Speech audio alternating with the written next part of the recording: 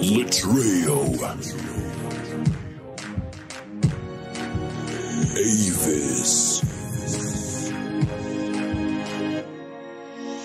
Jesse, Helena,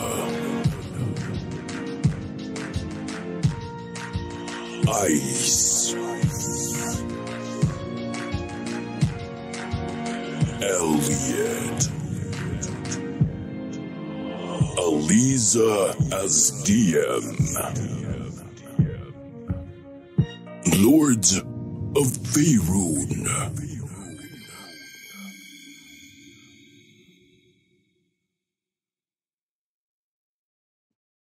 Transition. All right, and we're back. And so with that said, Aliza, take it away. Okay. So you all had a fairly late night, and I will let you tell me who did sleep and who didn't. But it's morning, it's daybreak. And where do we find everyone on this island? Well, Avis would have spent his evening with his dragon, spending a few hours to trance, as those do, and the rest of the evening would have just been pondering and writing and just conversating about what's coming, what the future will hold. Great. Yes, so you and Yuki spending some time together. Helena, where do we find you? Helena's probably spent the night sleeping. She doesn't like to sleep around anybody else. And she is probably with her dragon, True Brush, and that is where she is. Okay. Where do you think that is with True Brush? Somewhere, like they took a flight out just to fly somewhere, and it's very remote. Even Helena doesn't know where she is exactly, but definitely Treebush is the one that sort of led her like somewhere. Oh, interesting. So do you think you're on another island somewhere? I want to say that Helena doesn't know, but Treebush would know whether they are in a different island or the same island, but definitely flew somewhere with the instruction that Helena says, I don't want anybody to find me as I'm sleeping. Okay. Yeah, actually, let's pick up with you and Treebush. You find yourself on what looks like a small key, so just like a tiny strip of island, like a land bar almost. You see a couple of other islands in the distance, but as you said, you don't know where you are. And Treebush rises up and just kind of shakes and stretches himself awake and looks at you. Do you feel rested? I feel much, much rested. It's great to be in the middle of nowhere where nobody can reach you. I'm definitely happy that you took me here. Yeah, I don't know where here is, to be honest. I think to get back, we go that way. And he just points. I thought you have this sense of trying to find our way home. Don't you, Treebush? Yeah, it's that way. And he just points. All right, I trust you. I'm sure we'll find our way home. As Jesse likes to say, I'm sure the mother knows the way. And, if I find our way home, then it is meant to be, or whatever we have to go to. Yep. Treebush says, well, whenever you're ready to go back, let me know. Okay. I think I'm just going to chill out for a little bit, think about stuff. And then maybe in an hour or two we can go. Just because that's how long Helena takes to like really, really wake up. So she's just gonna be like stretching and like looking at her non-existent phone. It's not a real thing, but like when you wake up, you're just sort of like. So that's what she's gonna be doing for about an hour.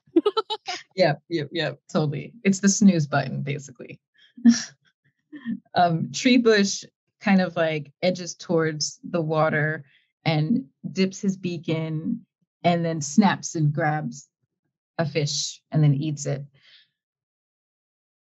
I know there's things you don't want to tell the others, but I am, I'm your friend, and they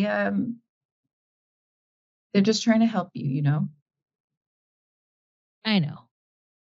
And I know you know why I'm trying my best to not fly headlong into this thing. I've told you many things. I haven't told you all of it, but it's still definitely something that I am not ready at the moment to handle. I don't know if I'll ever be ready to face this. You've only been with me for 2 years, but there were many, many times where all I did was just run and run, and I don't know if I'll ever be ready to stop running. Mm. Well, I know what that's like, to run and run and run, and then to finally stop running, because we did it 2 years ago. But it's Hey, yeah, we did. Yeah, I remember that. yeah, you were there. You helped with that a lot. You and your friends. So That's right.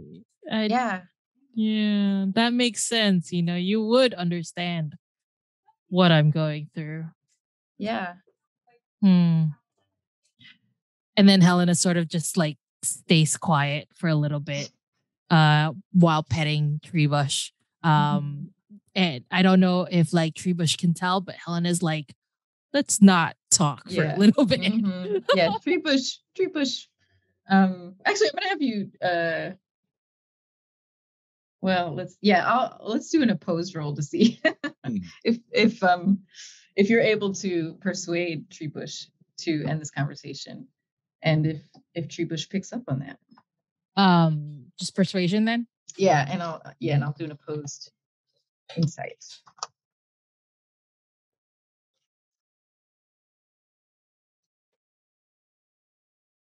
Oh, 21.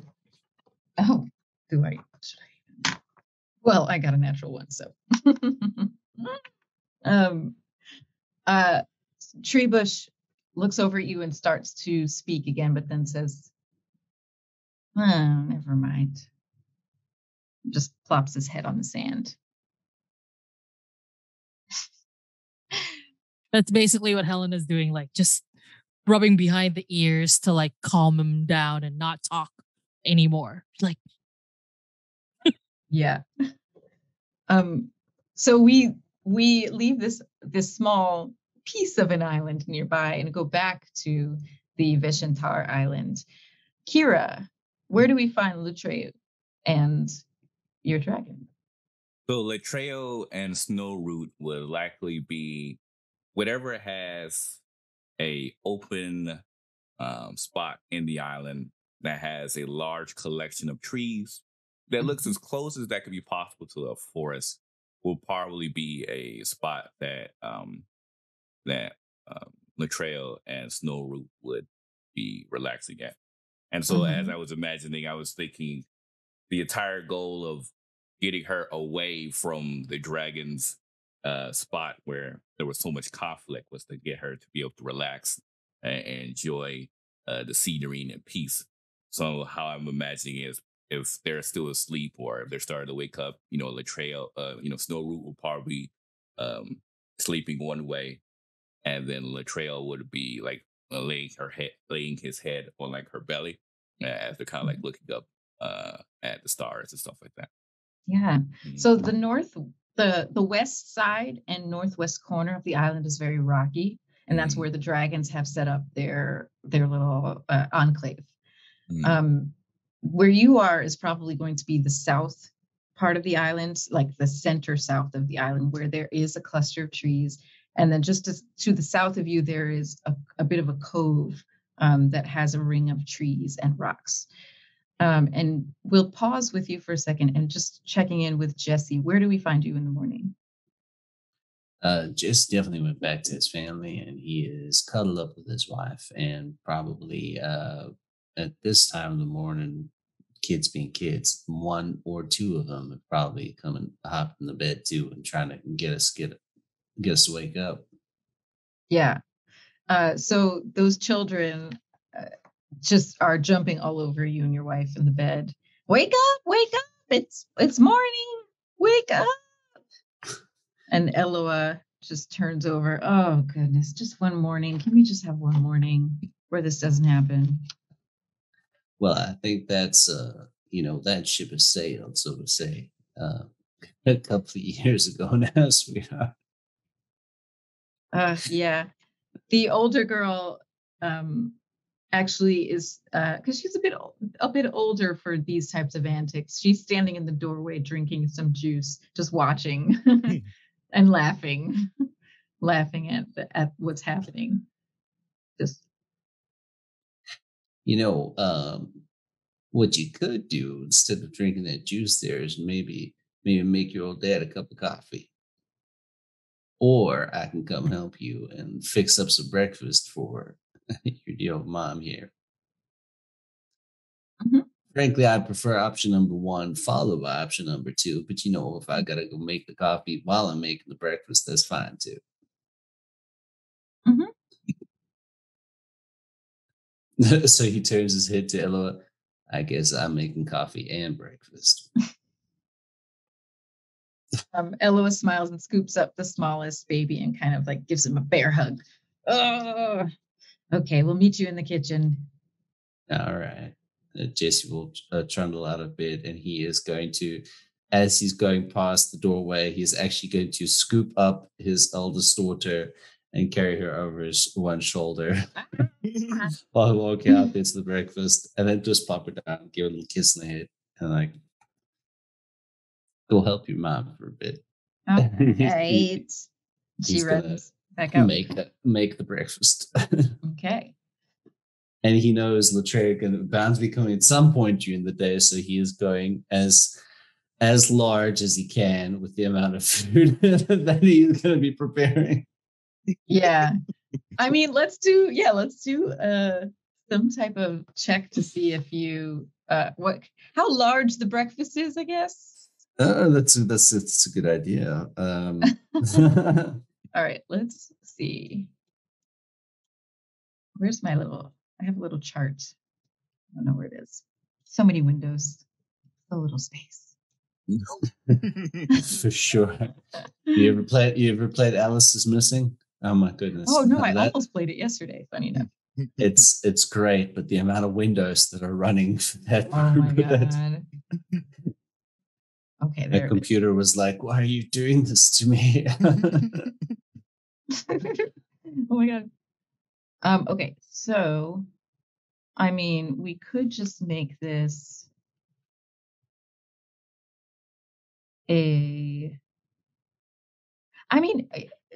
this is interesting. We could make it be like an insight check to see how much food to make.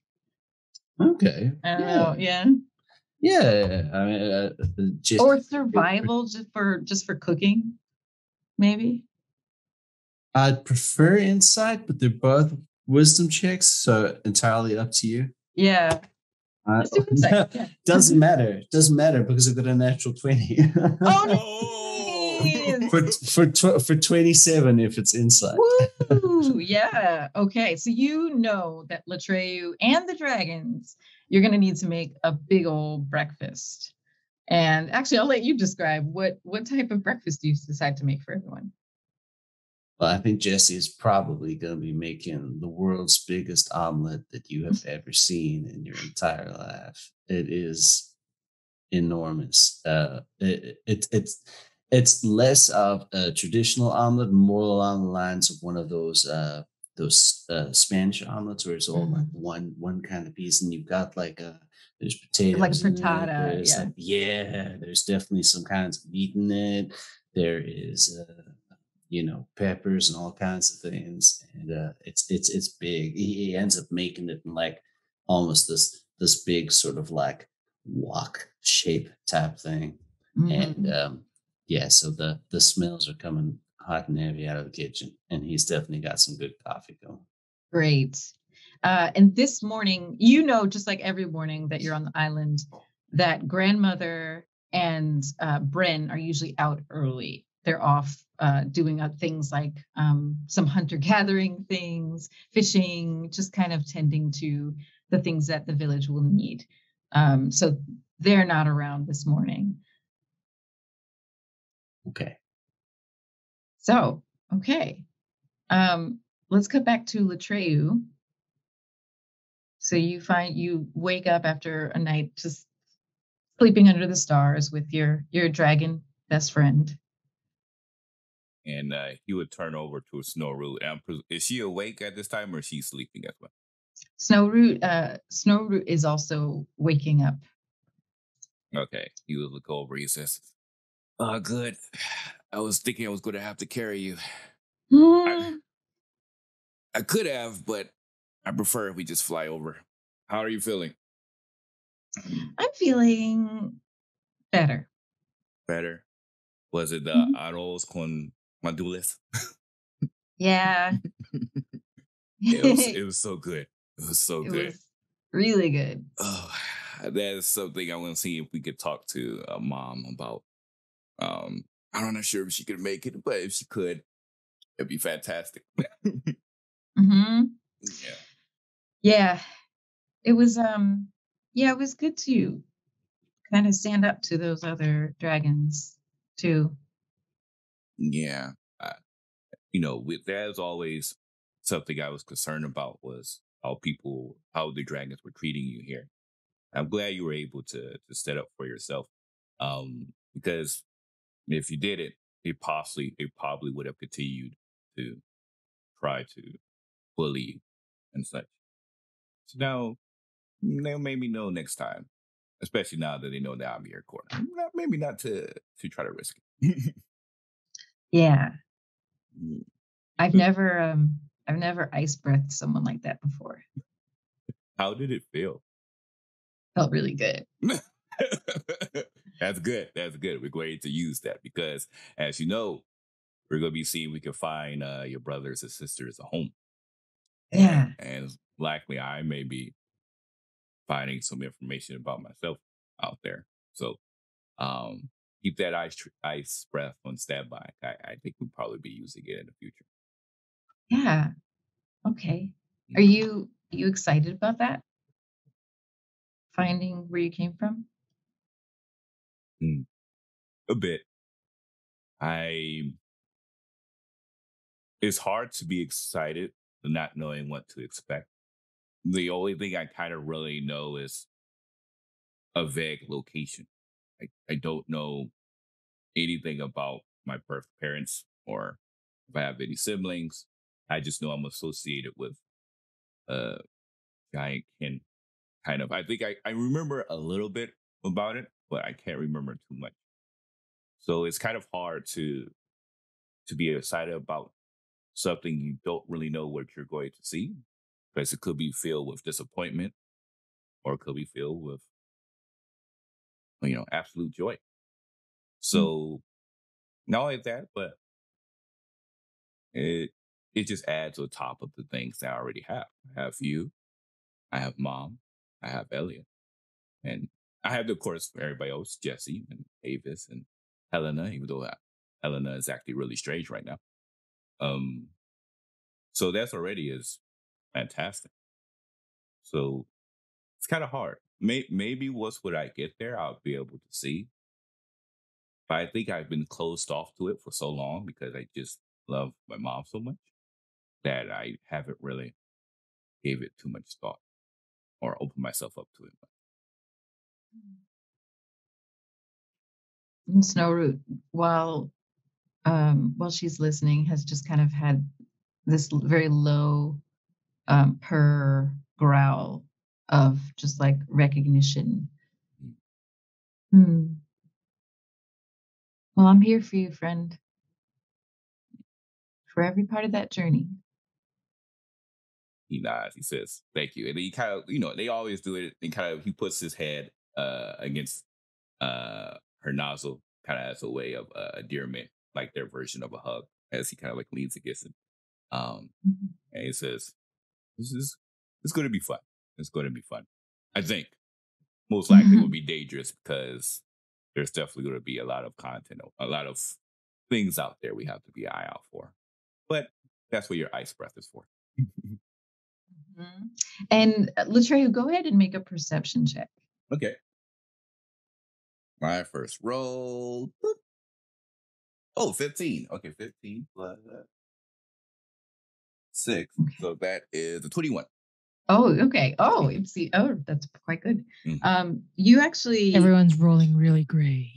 so far, yeah. Yes. Uh-oh. Uh-oh. Never know. Never know. So you on that, just a nice morning breeze passes you from where you are nestled among these trees, and you smell that egg frittata that Jesse is making in the village. Immediately, the eyes widened a bit as the the classic signal of food is calling to his stomach, and almost in synergy, like almost like the stomach was like, we're prepared for this. The subwoofer goes off inside of his stomach as it starts to growl. And as he looks over to Snowroot, he's like, "It's time. You ready?" Snowroot is already up. I most likely, he'll get on her back and then of course fly over to Jesse's house for see Okay. what he's cooking up. Yeah, I'd actually do another perception check. One more. Oh, okay. Ooh, well, it's kind of cocked, but I wish I could take it because that was a 19. Mm. Oh, it was 17. Well, okay, thank you, dice. 17 plus 6, 23. All right. So as you're flying towards the village, back towards the village from this little forested area, to your right, which is the south side of the island, the southern coast of the island, you see a couple of things. You see that cove that I mentioned before, where the trees kind of like start to encircle this beach area. Mm-hmm. And just outside of that, you see Bren, Jesse's father-in-law, standing by the shoreline. And you see him, he has a basket on his hip, and there are some things sticking out of the water.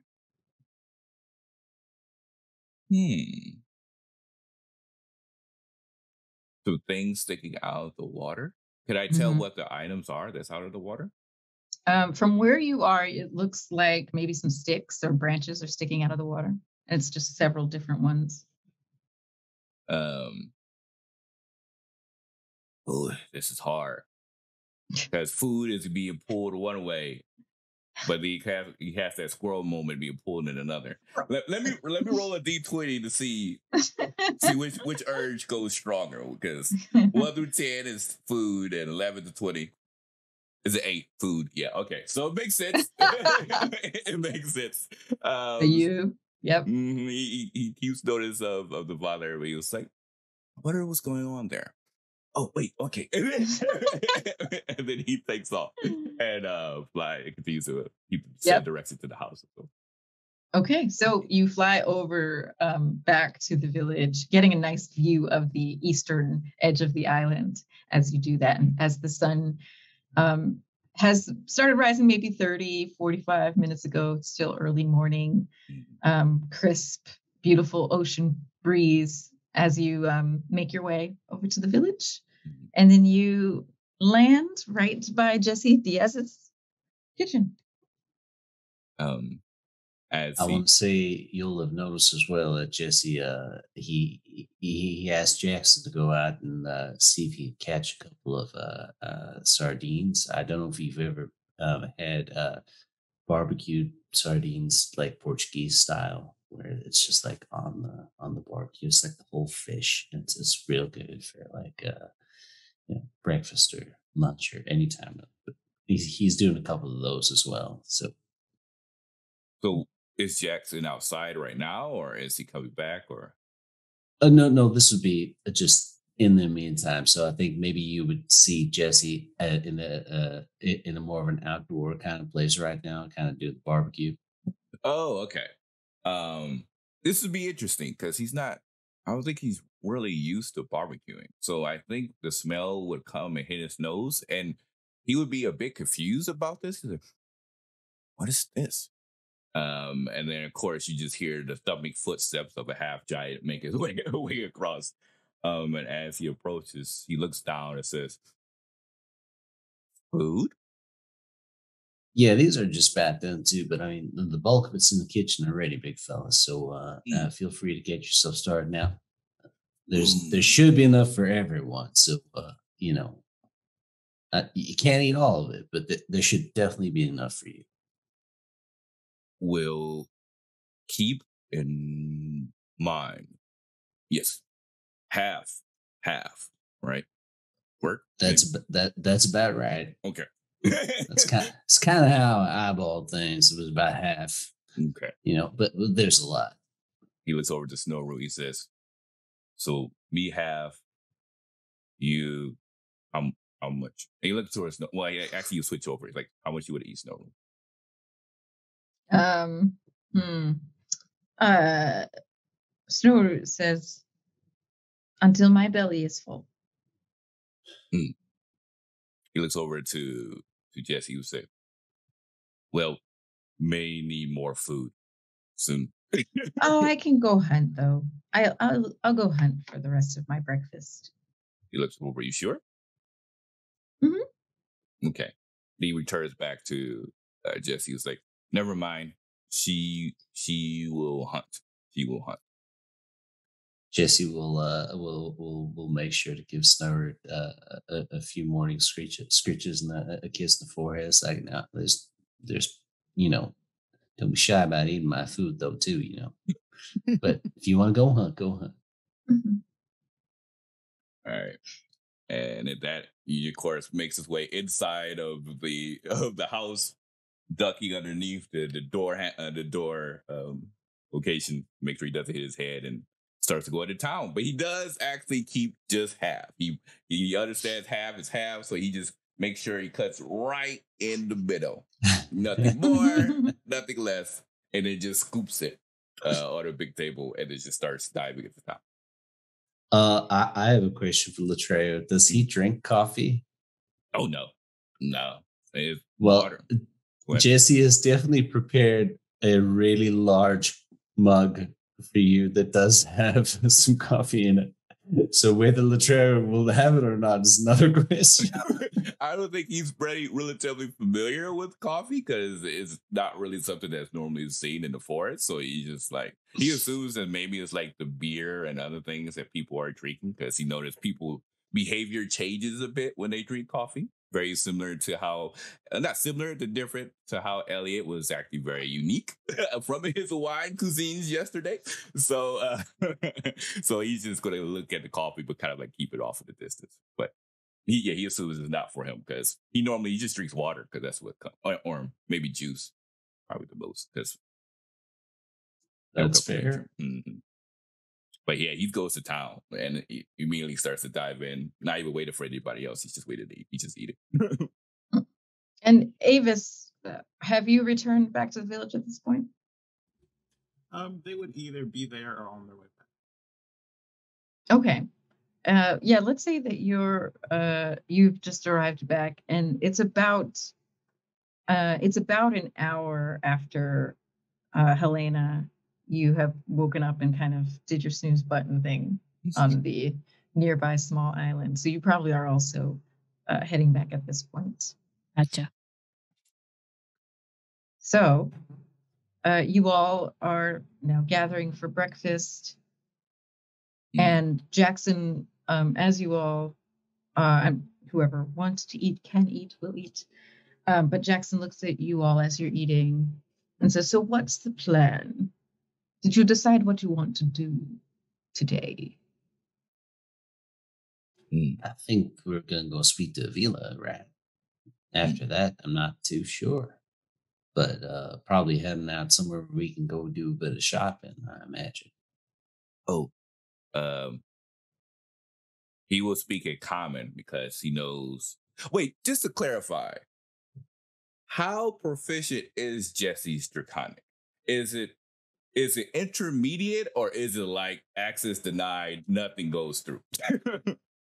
It's real bad because I rolled like a natural. I rolled like what again? I think I got 2.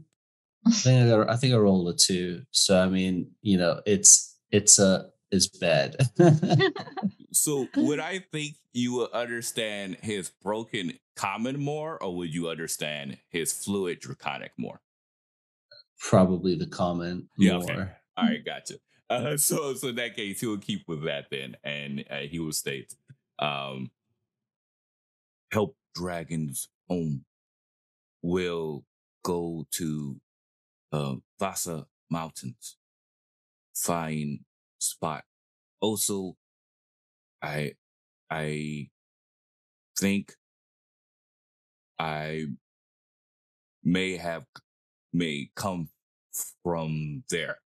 So what to see more?"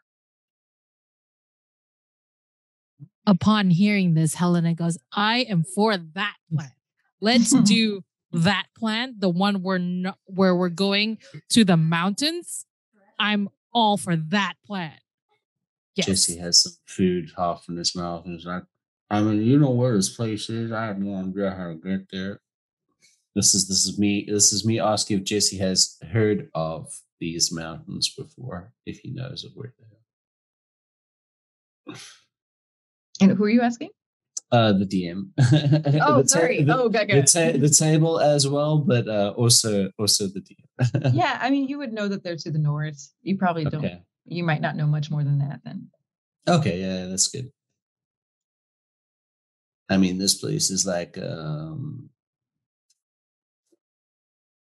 basically how much am I gonna need to buy to put on my body to make sure I don't freeze to death is my question. Oh, right. You're going to have to Not- wear a lot more clothes than you're wearing right now. Not giant, so maybe get cold. I can make you some clothes. Hey, your point I mean, we point that to sounds Helena. good. I am down for that. Unless Avis, you know anything about, I don't know, can you make it so that I'm less cold if we're up there? Do that. I'm afraid I can't do it while we're walking. When we're settling down, I can make it so that way we're comfortable no matter what. And I'm sure that creating clothing is something that would be wonderful. We should probably purchase something. The mountains would be quite cold. That would be very difficult to take care of with things scrounged around here. At least that's my opinion. I'd also like to buy some new armor. I'm afraid this has kind of reached its end. Well, all right. I mean, looks like we got a shopping trip coming up no matter what. I wonder if we should try and find like a guide or something. We'll probably be able to find one closer to the area, I imagine. Not right where we are, but yeah. Jackson says, well, that sounds like a very astute plan. Good. I have my moments. So make clothes, buy clothes. Why buy? Just kill wolf. Put around you. Warm. You see First. Jesse's eyes go nice and big when you're mentioning this, but in a good way, and he's kind of looking excitedly at Helena. Could you make me something out of a wolf? I can try as long as I have all of the materials. I will see if I can make something out of wolf. I'm not gonna lie, I think I'm gonna look real good, but I'm just putting that out there. That would require killing quite a few wolves. Besides, we want to look our best. Not just scrounge together. We may meet people, important people. How about just one? Can I get like one, like put it around my shoulders or something like that? Just at least one. Sort of like a wolf jacket. Just I know might sound ridiculous to folks, but this is just yes, that I can completely see myself wearing something like that. I'm not gonna lie. I'm sure we can find something to make you happy and be fashionable. It probably means I'm going to need shoes too. Yes, that is correct. Not wearing shoes. Maybe we can get like Crocs. Why would I want to put crocodiles on my feet? Have any of you ever been to the mountain? Jesse looks down at his tan and the fact that he's shirtless, barely wearing anything. I'm going to go ahead and say no. Have I? Can I roll to see if I actually have been to the mountains during the many years that Helena has been on the run? Yeah, do a history check. Cool.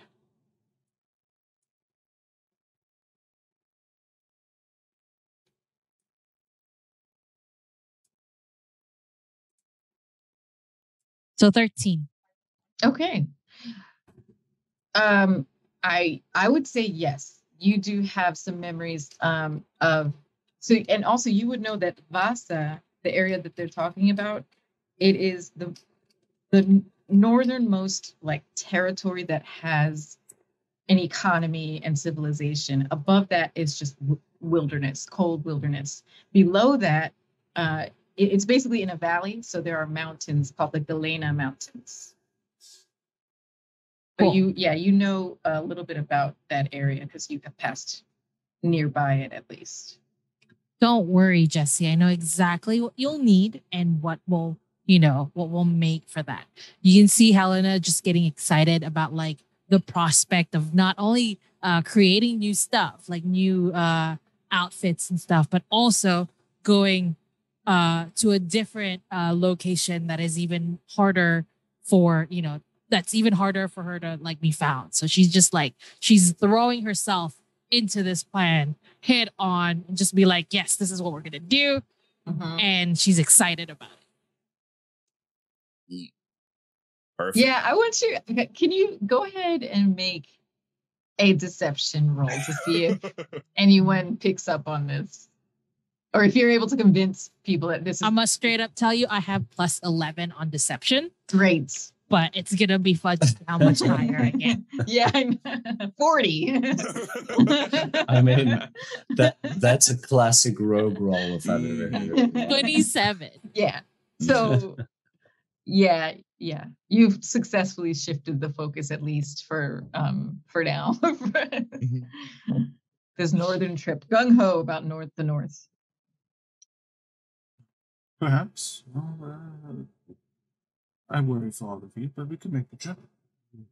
I have to pack a few things just in case.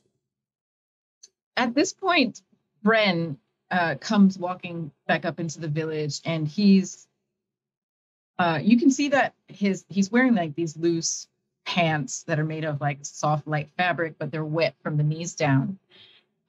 He's wearing some like wading shoes, and he has that basket around his waist, and he's just like wiping his brow, just walking up to you all. Oh, hello, look at the gathering here. Would anyone like some fish, some fresh fish? He raised his hands up, like, please. Mm-hmm. If you wouldn't mind, we're going to be going on a bit of a journey, and so perhaps letting us have some as a bit of a reserve. Oh, of course, yeah. We can even smoke it if you like, so it lasts longer. Could we get some of that dried and smoked stingray? Oh yeah. Actually, oh, that's so good. Your grandmother is out still hunting. She'll probably bring back some stingray soon. She said she saw some down there. Master Bren, you are not only an amazing man, but also an excellent father-in-law. So, thank you. Oh, well, saw him in next to ocean with sticks. Oh, the sticks. Yes. You're probably talking about my fish weir.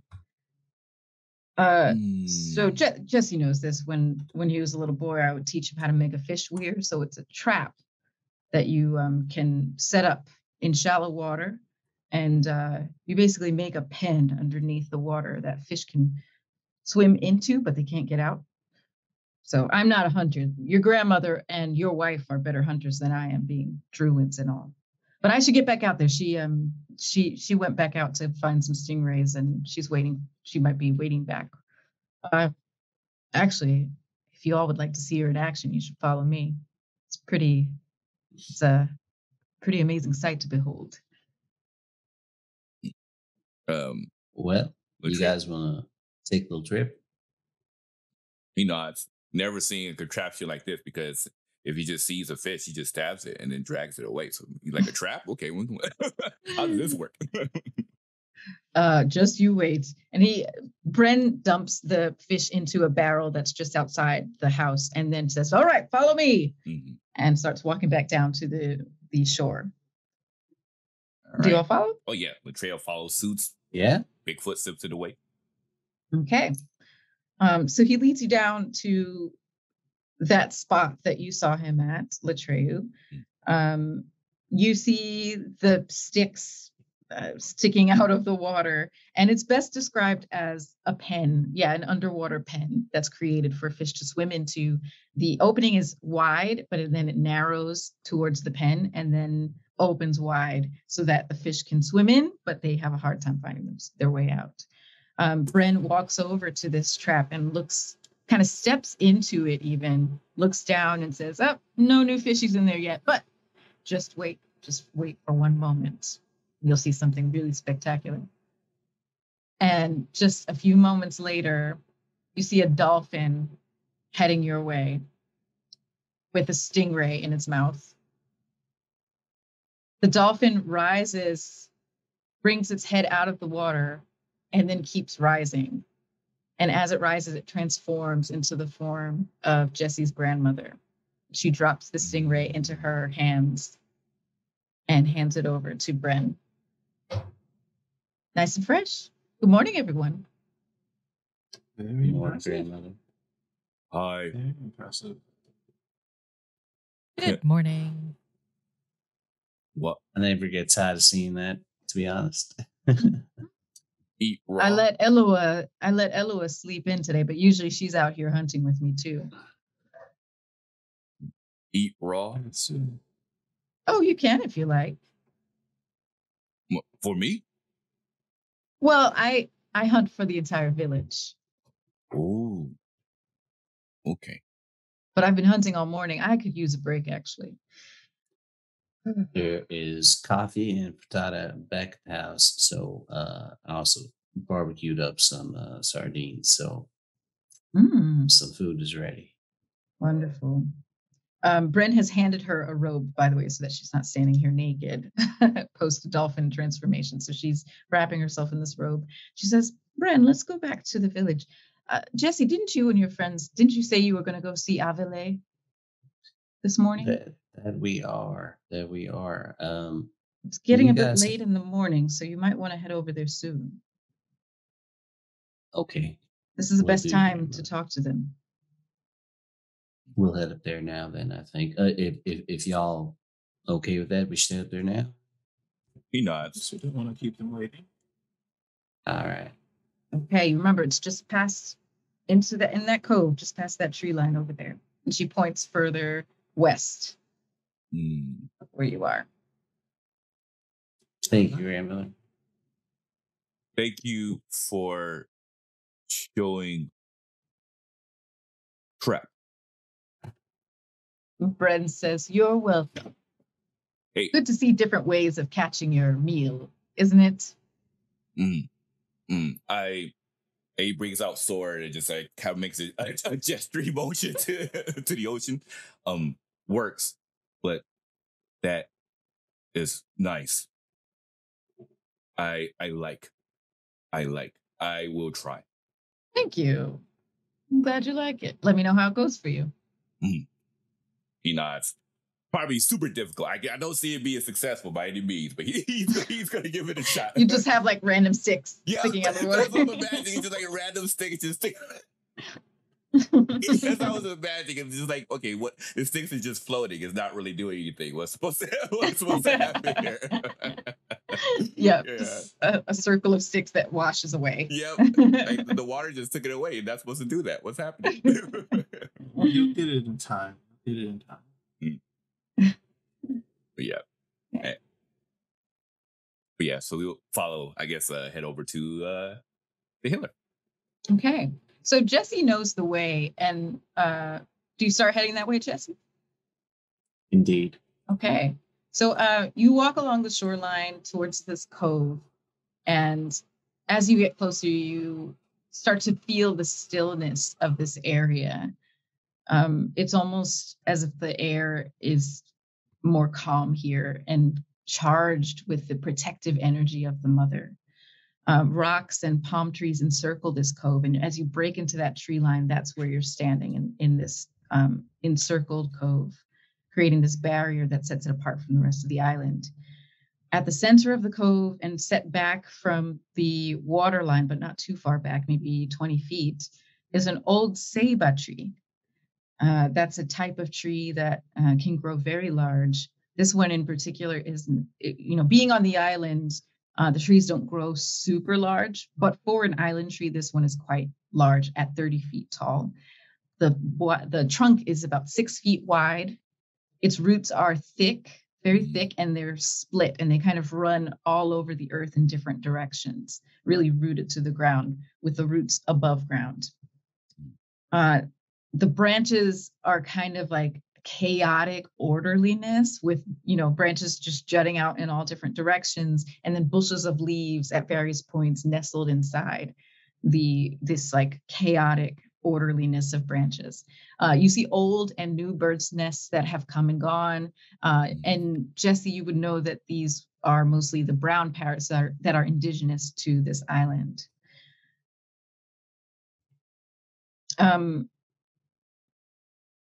It's beautiful. Impressive. I'd like for you all to do a perception check. Okay. Ooh, this dice is die hard dice, everyone. Die hard dice. Yes. It was a 16 though, but I love this dice. That's a natural 20 for me. Oh, 16 plus It's a 6. 16 for me for the So- perception. 22. Right. 16. 22. what? You all rolled really high on that perception check. Mm-hmm. So you all walk towards this ceiba tree, almost drawn to it.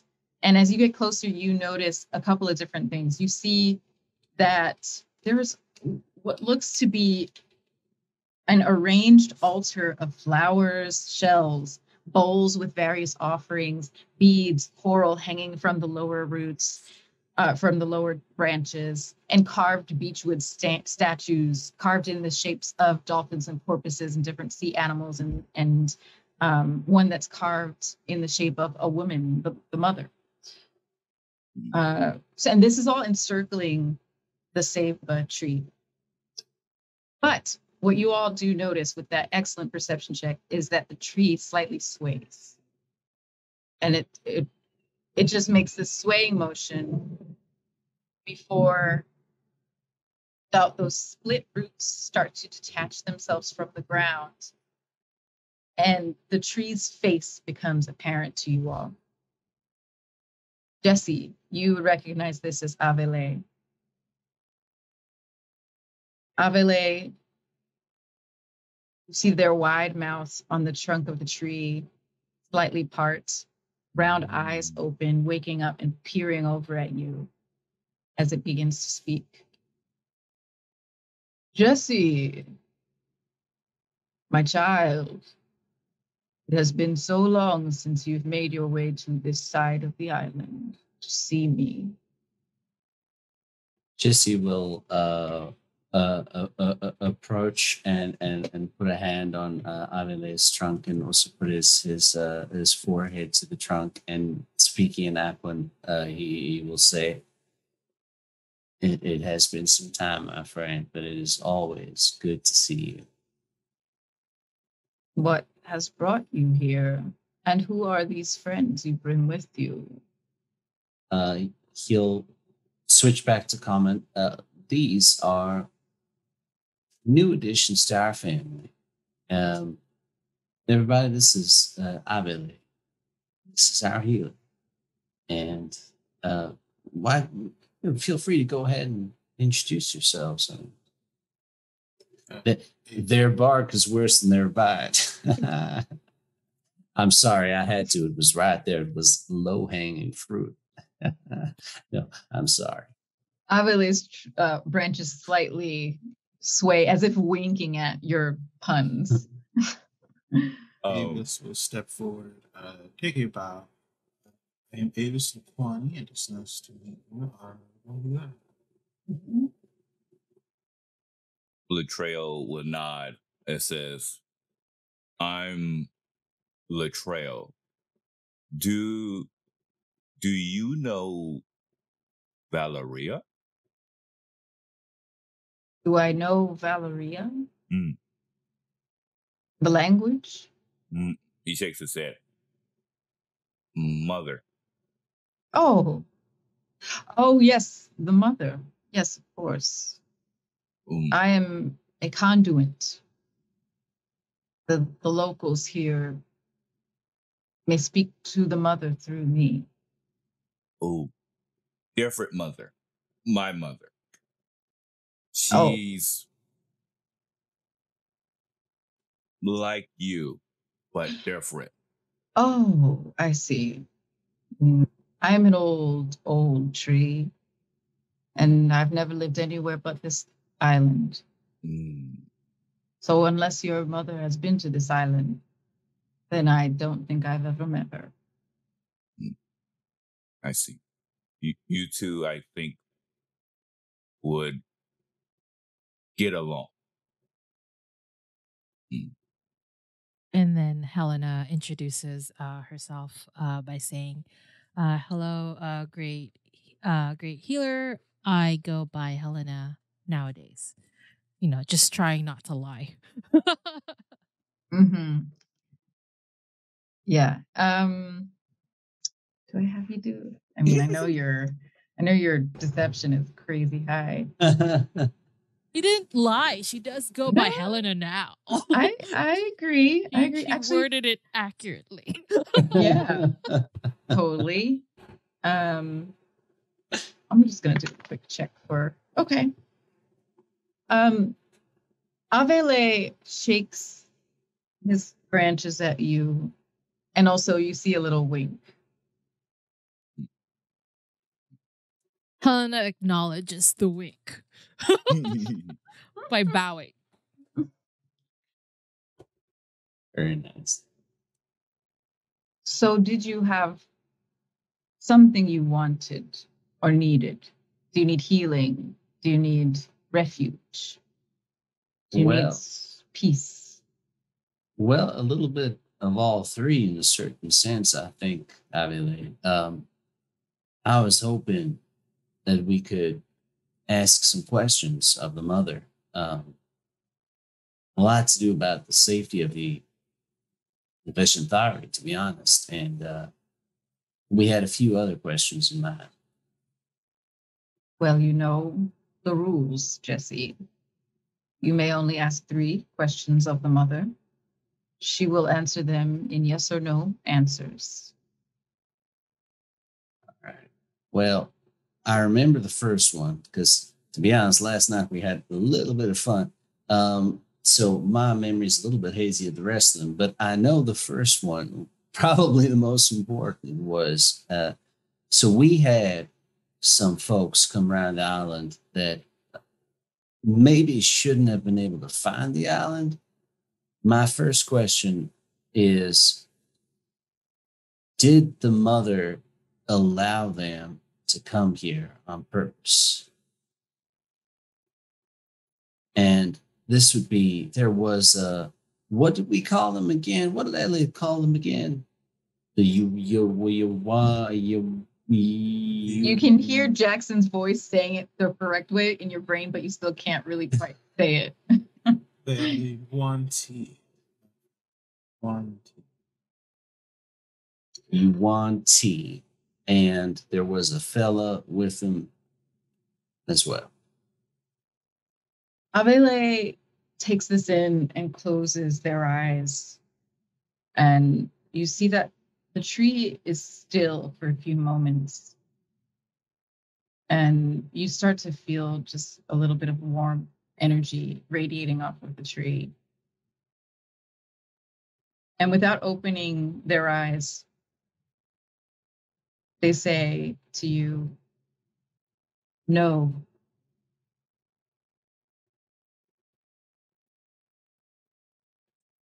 It's interesting. That is scary, is what that is. So, it's enlightening, but it's not something we weren't prepared for. Oh. All right. So now remind me, was our next question will so I think I know how to phrase it. Avile, these folks just have a big case of mistaken identity, and they apparently keep on coming after Helena thinking she's someone else. But if we stay here on Veshanthari, which we're probably not going to anyway, will they come again looking for her? With the eyes still closed, the tree answers you, yes.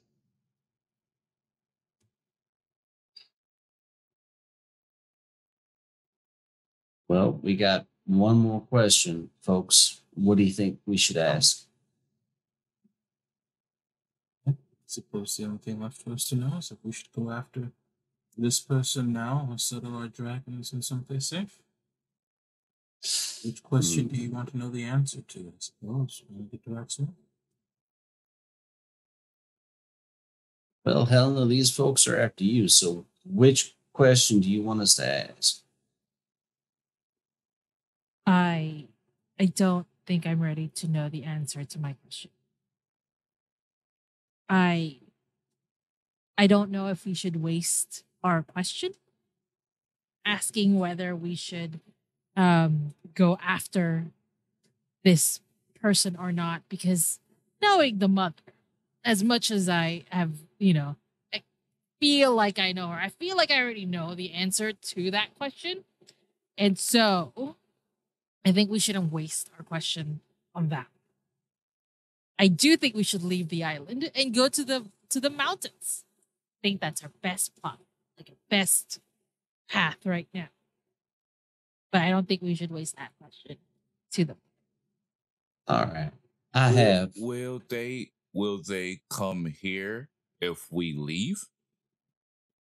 That is an excellent question. an Will they excellent come question. here if we leave? And once more, the tree answers, no. He looks to Jesse. Oh. We leave. Yes, we leave. That's a good plan. We should leave. Avele, this is more a question for you. You wouldn't happen to have any small pieces of jade around? I was hoping to do my own little bit of prayers to the mother before we end up taking our leave. I really twists a branch over to you that actually has a string of, or a series of pieces of jade hanging from it.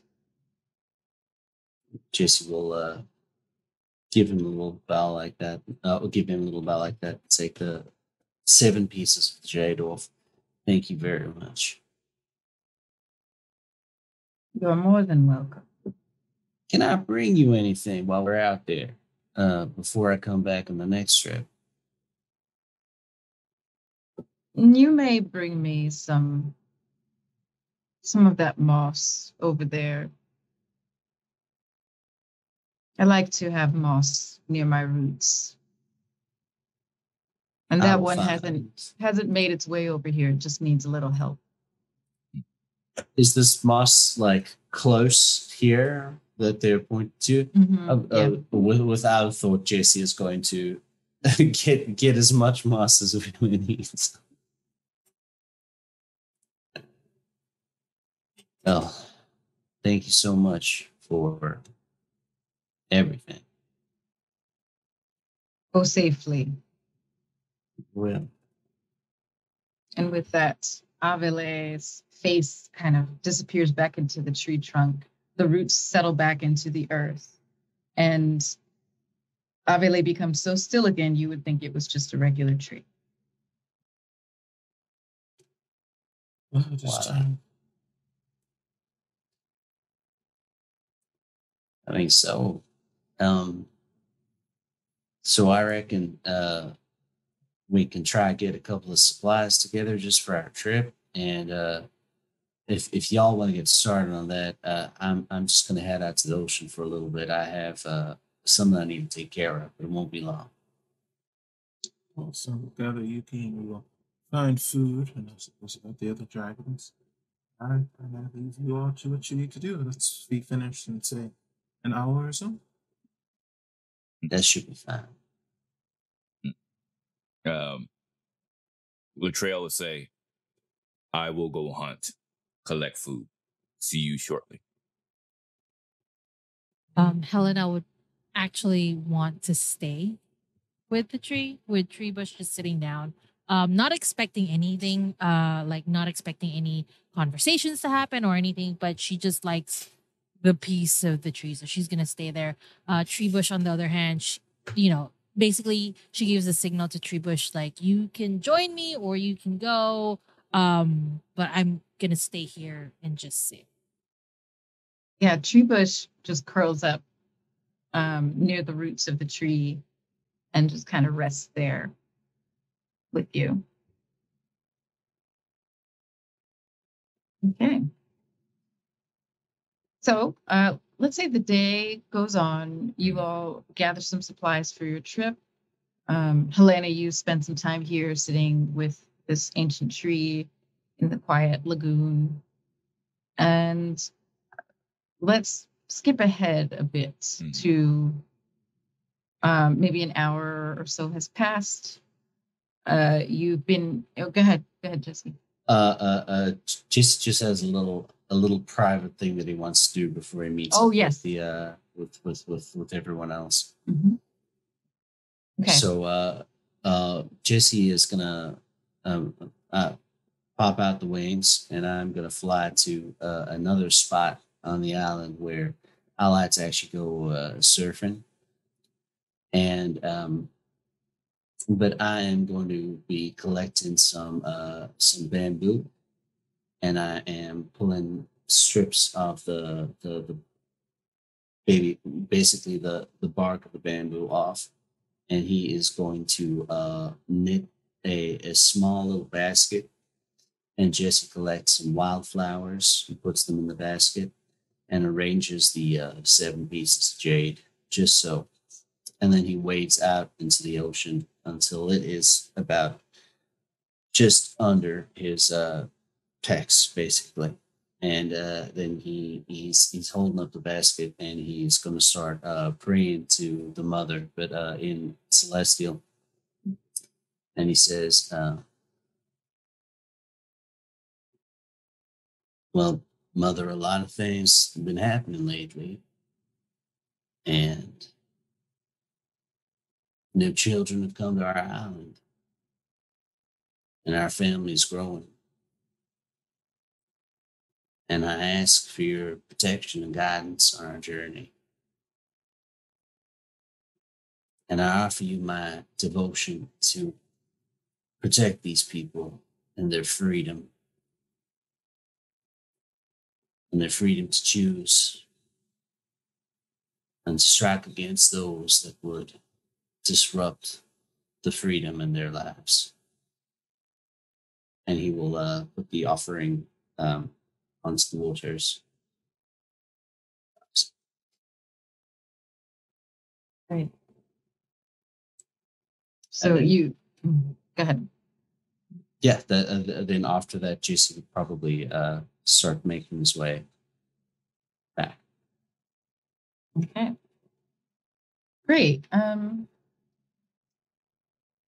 So that prayer, that lovely prayer, gave you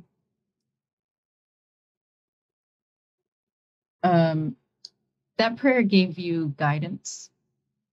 So next time you do a roll, you'll be able to roll a d4 and add that to your ability check one time. How lovely. Okay. Now, you all have been gathering your supplies, doing your prayers, spending time with the tree. But when you all convene back at the Diaz home, you see that there's actually a large table set outside, and it's covered with beautiful foods. Basically, it's lunchtime now. It's been a few hours since you last ate. There's this beautiful feast out. And Bren, Eloa, the children, and grandmother, and a couple of other people that you haven't met yet. Jesse, you would know who they are, but the others haven't met yet, are standing nearby this table. And grandmother says, "Are you all back? Ready for your journey?" They're ready for that. He points to the food. As ready as we'll ever be, I suppose. All right. Thank you for this work. Thank you. Yes.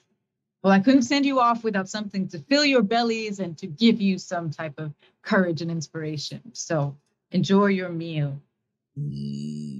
Thank you. And then, of course, poof, poof. And then, of course, like the claw from Toy Story, the big old hand just dives in, pretty much grabs it, and he fills up his belly like no tomorrow, because he knows it'll be a long time before he get a feast like this again. And he looks over at the group. And he says, "You all are nice, very, very nice, much nicer than city people. Thank you." Well, it's nice having you on our island. You make things interesting, more interesting than usual. Me? Well, you all do. Kind of shrugs. He had no idea what he does. He says, "Thank you." So are you all partaking in this meal? Oh, yeah. Okay. So you all are gathered around the table feasting, and a couple of things happen during this meal that you notice. So first of all, you meet a couple of other sea elves who the rest of you haven't seen before. But Jesse, you would recognize them as Lomesh and Siva. They both wear this hand-woven armor made from seashells and sea glass that glistens in the sun. Siva is female. She is powerfully built. She has long blue hair and that turquoise skin of a sea elf, as does Lomesh, except his hair is more kind of wavy on the top and then shorn on the sides. And you notice that they have attached to their belts, they both have like 4 each of those spear swords, which are, I think they're called sai, the Okinawan swords. So it's like almost like a trident. So it's like a spear here and then bloop, bloop. So they have like 4 of those hanging around their belts. They are, quite well equipped fighters. You can see them. They're ready for battle at any time. And they're chowing down with you. And another thing you notice during this meal, and if you're familiar with higher level druids, which grandmother is, this is a hero's feast she has prepared for you.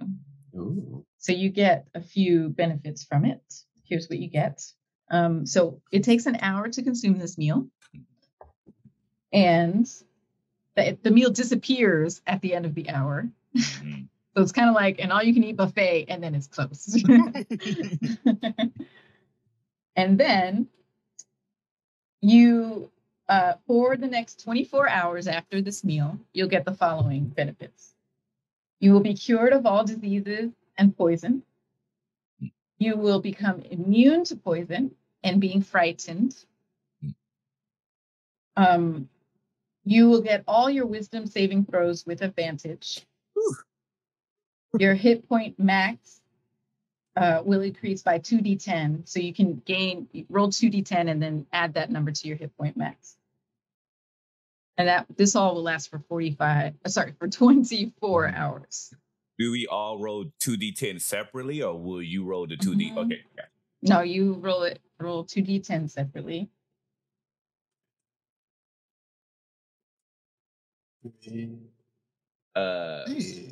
So Latrell, of course, notices, whenever there's somebody who has a powerful physique, immediately his eyes kind of notices, and he's like, strong. Hmm. See, Steva smiles at you and says, you too, cutie. thank you. Go ahead and roll. Let's see. Roll persuasion. Persuasion. I was like, No, Wait, Avis is gonna blow into his food and give him bardic inspiration. Beauty. Yeah. I don't think he knows at all about like flirting or anything. I mean, he's a forest dude. So you said persuasion with bardic inspiration. Okay, how much is the bardic inspiration? The D6? Can I make like a minor illusion sort of thing, like the song going in the background, Marvin Gaye's playing in the background. or like Careless Whisper. What? This dice is awesome. Okay, so that was another 16. You said and a D8 for bardic inspiration. That was a 3. So 16 plus 3. I'm pretty sure my talking is not much at all. Nope, that's a +1. So yeah, as expected, that is a 20, dirty 20. Okay. That's real good. This dice has been on fire. Dice is hot. I know. I'm kind of scared now.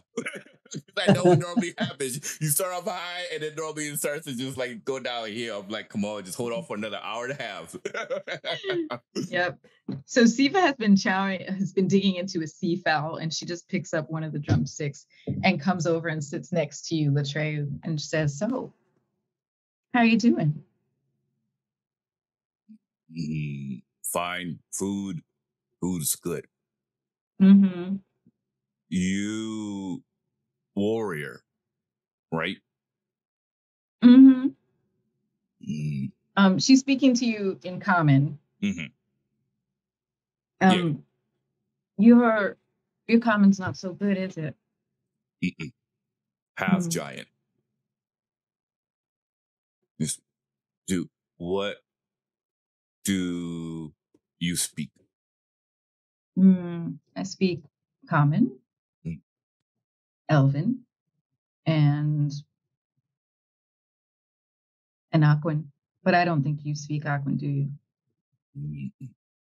No. In the language of love.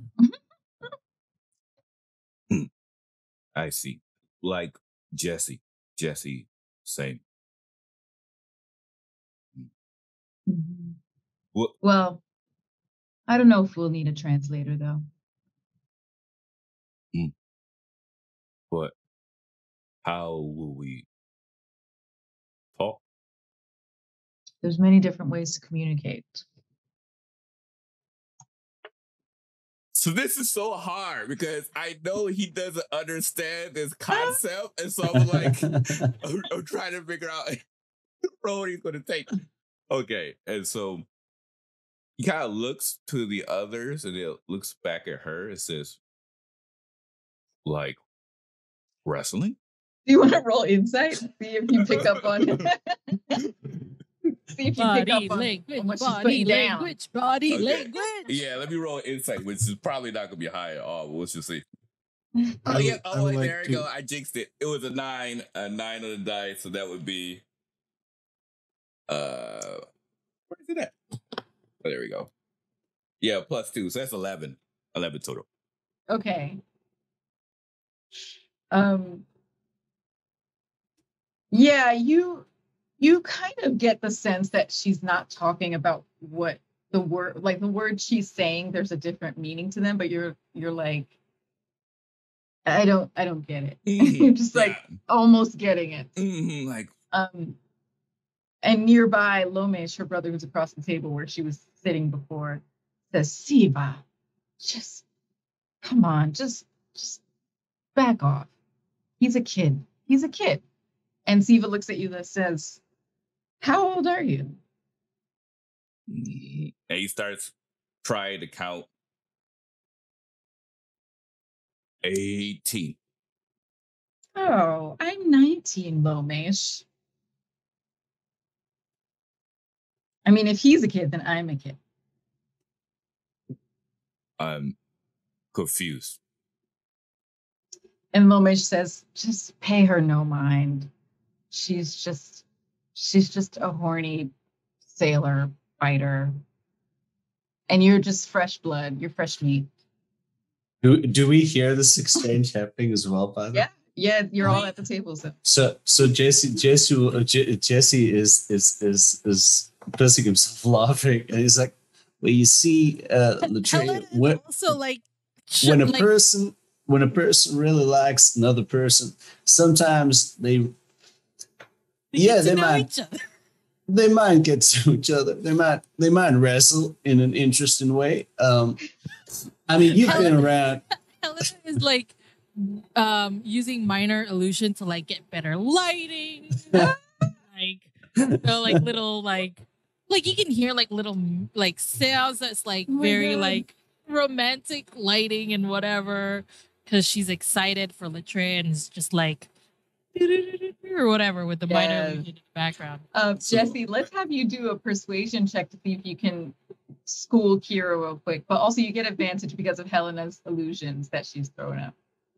Avis is going to be playing that song from Little Mermaid. I don't remember if the song is named Kiss the Girl. Kiss the Girl. The song's name that. He's playing that song in the background. I get guidance on this, right? Because it's a chick and too. Yep. Yeah, I'm going to need that guidance, but I feel like the mother's saying he's not going to understand any of this. That's a 13 total. You get guidance on just one, so if you want just a heads up. You can he's totally going to use on that. Nice. That's 13. Okay.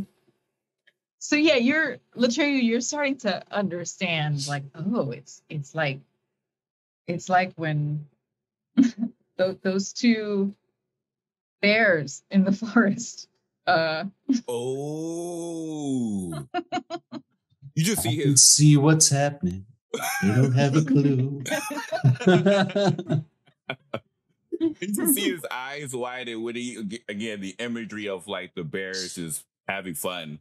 His eyebrow is just raised. He says, oh.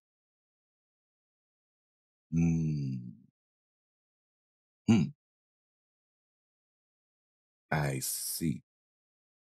He looks at her and he says,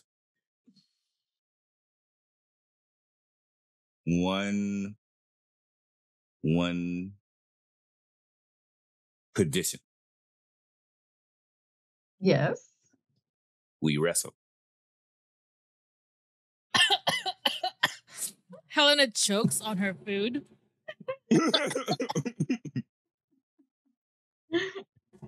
And I need to see how strong you are. All right. Let's wrestle then. Okay. Oh, where? Forest? Mm-hmm. Okay. He looks. Jesse will like give a little elbow rub to Lomesh and say like $20 says your sister can take it. Helena goes, I want in on that action. I think your sister can take on. Lomesh says, I never bet against my sister. So. Avis is going to give bardic inspiration to Latreia and say, I think the big guy's going to win. So it's 3 against Avis then. Is that right? Is that where we're at right now? I think so. We got tons of gold, so might as well spend it. He'll stand up from the seat. What? As you go to leave, Avis will turn and look at her and go, don't get too distracted. And he's going to use unsettling word on her So that way, she has to roll a d8 and subtract that number from any saving throw she makes. Cheater! You know what? Let me see what I can do. Okay. Okay. It's completely rigged. Completely rigged. I love this. I love this. I'm gonna give mage armor to her just Thank for some extra you. thing. Like Thanks. some mage armor to her. Like, What?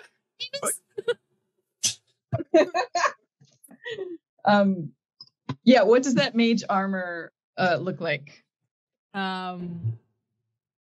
See. So basically your target. I mean, what's her AC? Her AC is, where is it? I think it's 14. Okay. And that's already with the modifier, right? With the dex. Yes. So her dex now becomes 13 plus the modifier. So basically, like, she touches her and she gets like this shiny protective magical force that changes her AC, her base AC to 13, and then you add the dex Oh, it was, wait, her AC was 14. without the start. dex. Oh, it's already 14 to start. Never mind. Oh, sorry. I'm sorry. I don't have, wait, what is her dex? Her dex is +1. So yeah, so it was already her AC is 14. That's all I know. Never mind. Sorry. So with mage armor, that means her AC will become 15, right? Could it be 14 plus her. Does it go higher? Yeah, it would go higher because her AC is mage armor gives her the base level of 14. It is on top. You add the dexterity modifier on top of that, which is a +1. So her AC would now be a 15. Okay. It'd be 14 stuff. It what? It's 13. It's 13. Yeah, because plus she dex. said 13. Yeah, Oh, I thought you 13 said plus 14. dex. I thought you said 14 plus that. My bad. Let's do something Okay. different. Okay. This burn. Sorry, I'm looking through the stuff that I can give to her. You guys wait. aren't spellcasters. It's fine. Ava's throwing shade to the to the non-spellcasters.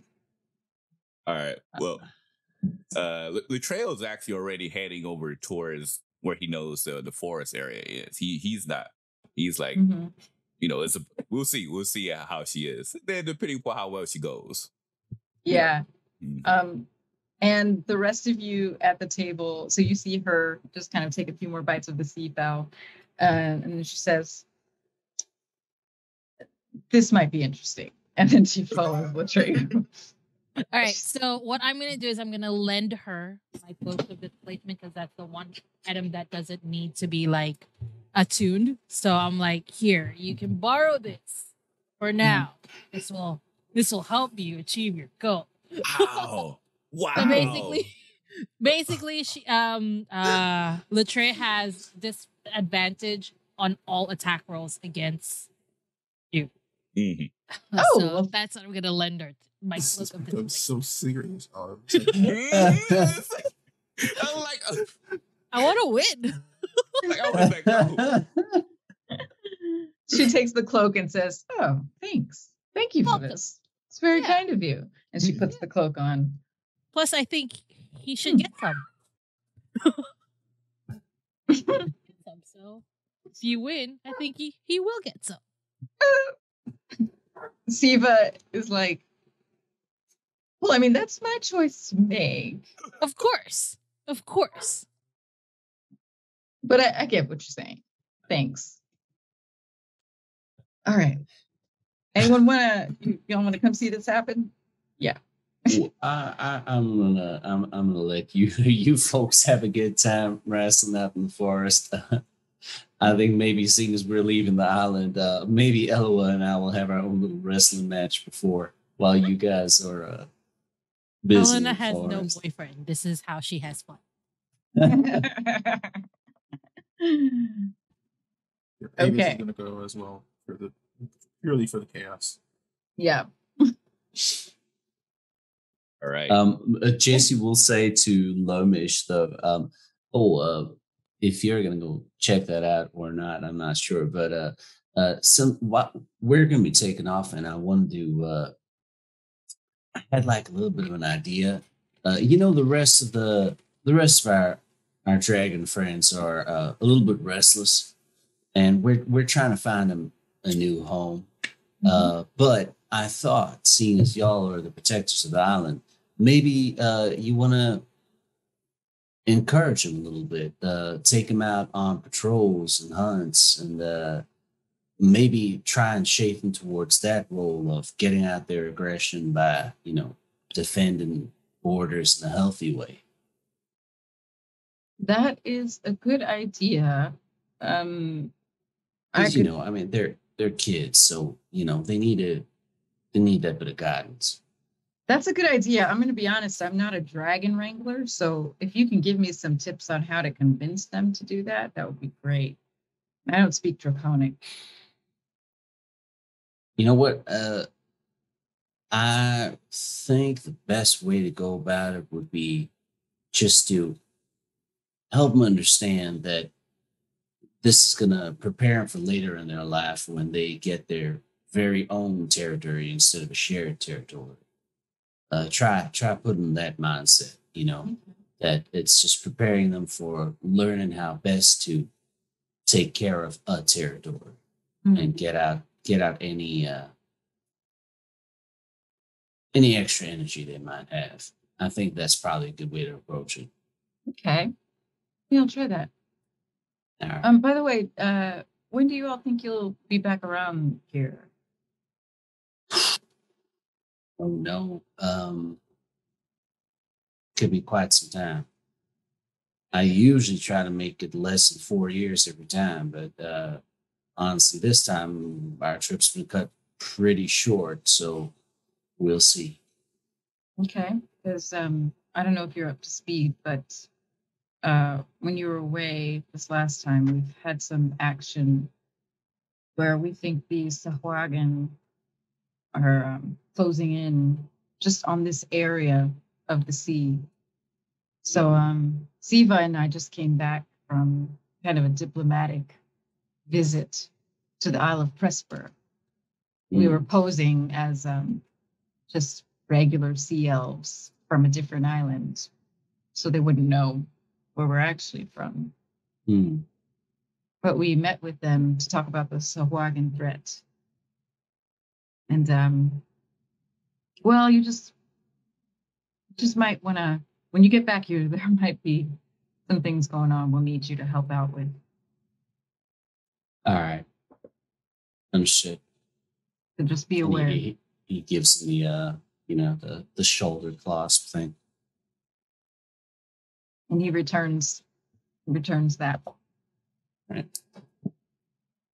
Back in the forest. Right. Yes. Meanwhile, you all have reached this forest clearing. There's a more packed dirt than the sand that's closer to the shore. And this is a de facto wrestling ring that the locals use. And she's wearing that cloak that Helena lent her. And Siva is kind of like warming up her, stretching her shoulders and her arms and doing some squats and stuff and getting ready.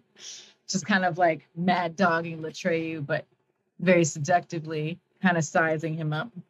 By the way, she's tall for like a humanoid sea elf, but she's not nearly as tall as you, Latreyu. She's like 5'11". Oh wow, it's like a 3 feet difference, a 40 feet difference. Okay. Yeah. Latrell kind of looks at that, and for the first, I mean, you guys have seen it occasionally, but it normally comes out during combat. There is this occasional little smirk, like this is going to be fun. I'm cocky as hell. Let's do this. But he doesn't really do like only thing he kind of does is like twists his neck from side to side. He does take off his weaponry and stuff like that a bit because again it's a wrestling match. It's not combat by any means. And when she takes off her weapons as well. Mm-hmm. And when he looks over, he says, "You ready? Let's go." All right. And then of course he lowers down a bit, almost like kind of like a football stance, taking a look into her positioning. And then essentially what he's going to do is he's going to run forward and essentially attempt to tackle her. And then kind of like bring her and see if he can kind of like a penny position, like Simba and Nala from the Lion King. Okay. And what's your dexterity modifier? Oh, it's my dexterity isn't much. It is a bunch. It's +3. Oh yeah, so you'll go first. We don't need to do addition. Yeah. We'll just let you go first. You have the higher dex modifier. So I'm guessing this could be athletics, I'm presuming. Yeah. Athletics check. You have disadvantage because of this cloak. Oh, but I thought that was only for attack rolls, right? Or is it also for checks too? Oh, okay. I think a grappling check is like an attack, right? Oh, I mean, that's how. Yeah, that's kind of how I was thinking. Because you're not trying to hug her. Yeah, that's true. Would I You still have bardic inspiration? Yeah, that's true. Thinking, you know what?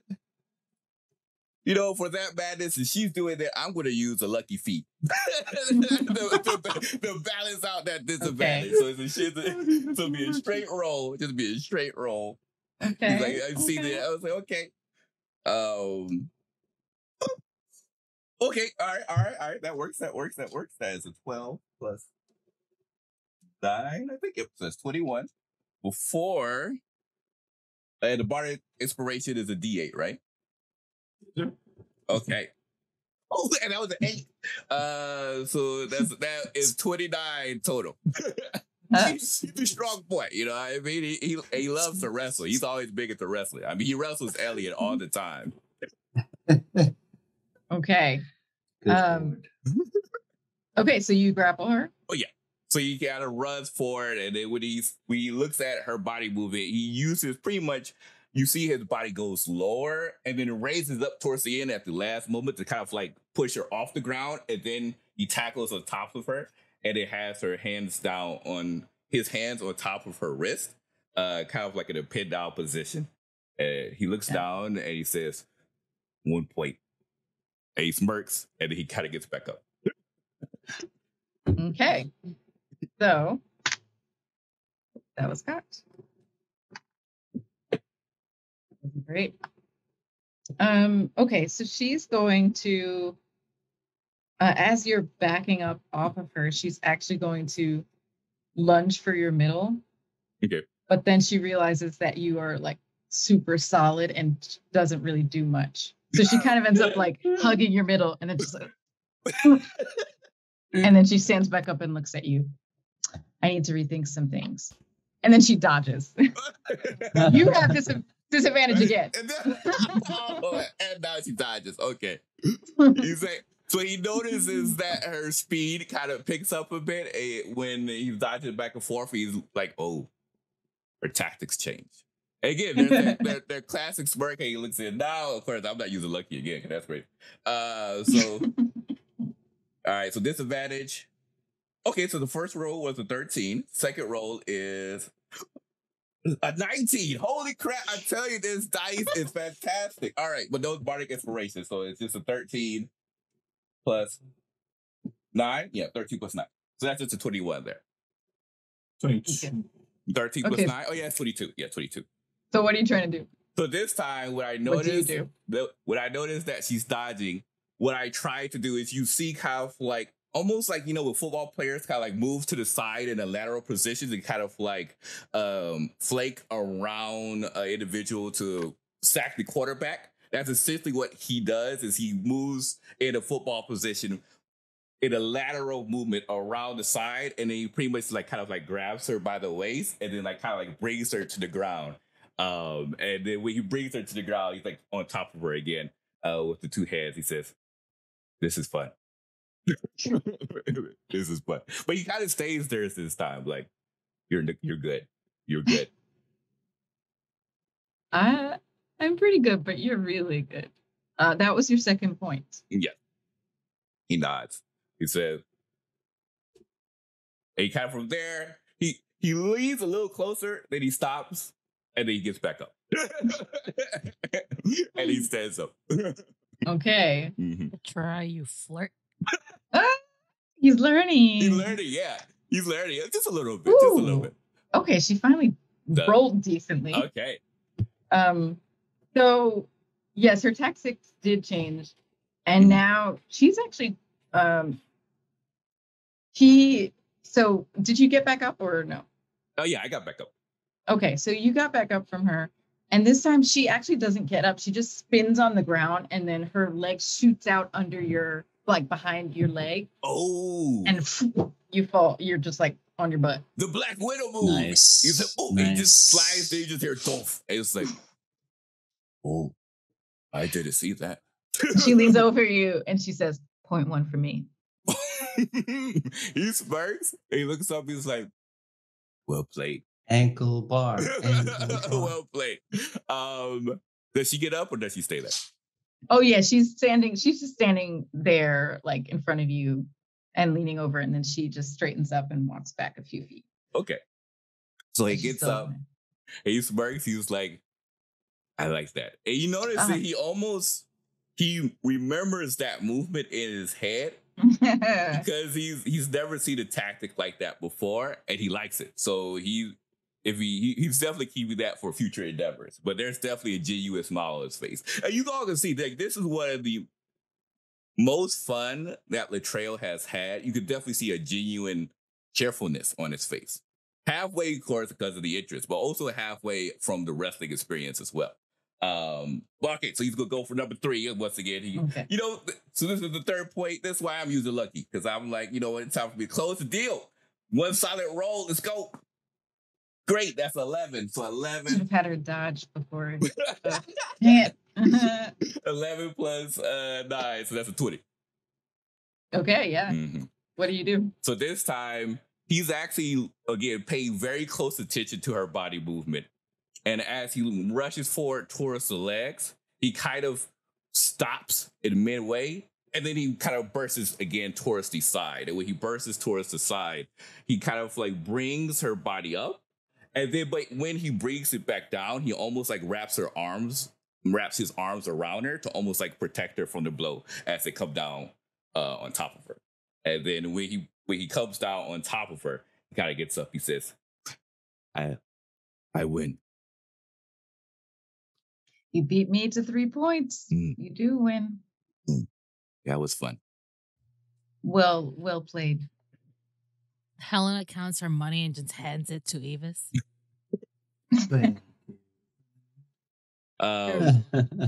Latrell, see, I can't do it. If I was natural, I would like Latrell kind of like lean forward a bit, but Latrell's not that smart to make that first move. So he's not that clever. So he just looks at her, he smirks, he says, we need to do this another time. Siva, she does pick up on this, and she just leans forward and kisses Latrell. Oh, in that case, he definitely kisses back. he definitely kisses back. Yeah. And then Helena goes, worth it. Siva takes off the cloak and hands it back to Helena. Thank you very much. This was very useful. You're very you all welcome. You all are fun. We should hang out. I know you're leaving the island today, but we'll hang out when you're back. He nods. He says, round 2. Definitely. And then he smirks. And he looks towards Helena and says, why? And he points to her when it came with the cloak. With the cloak? Yeah. Oh, Helena says in Draconics, like, I just wanted to see where it would take you. Don't worry about it. It's for fun. There's a smirk, but he's like, I'm keeping this in mind. Latrell will remember this. Latrell will remember this because he's not used to like pranks or anything. So he's going to they'll be surprised if he starts to ask Elliot or Jesse how to prank someone. In Giant, Avis will say, never voted against you. Avis, Latrell will come back to Avis. And actually, when you actually see him give you, if you allow him, he actually will give you a hug. He says, thank you. that means a lot. Hmm. Yes. But I'm afraid the time for fun is at its end. Let's prepare. True.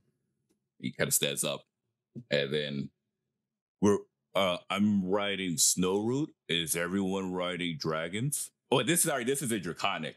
So Jesse probably only catch a little bit of this, but Jesse was having his own wrestling match. Oh, while yeah, you that's guys Jesse's were not having yeah, around. that's Yeah. true. He's wrestling somewhere else. Yeah, that's true. Are we riding dragons or are you taking the boat? I think I'm gonna hang out with Treebush. Okay, so we ride. He looks over to Avis. Are you riding Yuki? I believe so. She's been wanting to see the world a bit, and well, I don't see why not. Looks like Jesse's not gonna get his boat. So dragon ride it is. And there's a spurt. He's like, yes. Where is Jesse? He's wrestling too. What type of wrestling? The fun kind. Okay, just curious. Should the fun kind. we wait? Or I guess we wait until he's finished. I have a feeling he will find us when he's ready. Okay. Yeah, have to- I have a feeling that'll be tomorrow morning when he's finished. He understands that we have places to be. But right. he will do his due diligence. He is not about to jump out before what Batman always does gets done. Always. Always. That is awesome. And with that, we will take our break. Such awesome time. Such awesome time. I was not ready for that.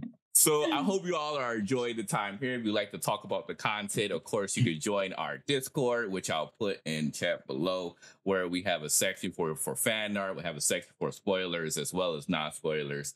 And we'll be back in probably around 10 minutes or so, before we see you for the second half of Lords of Faerun. See you soon.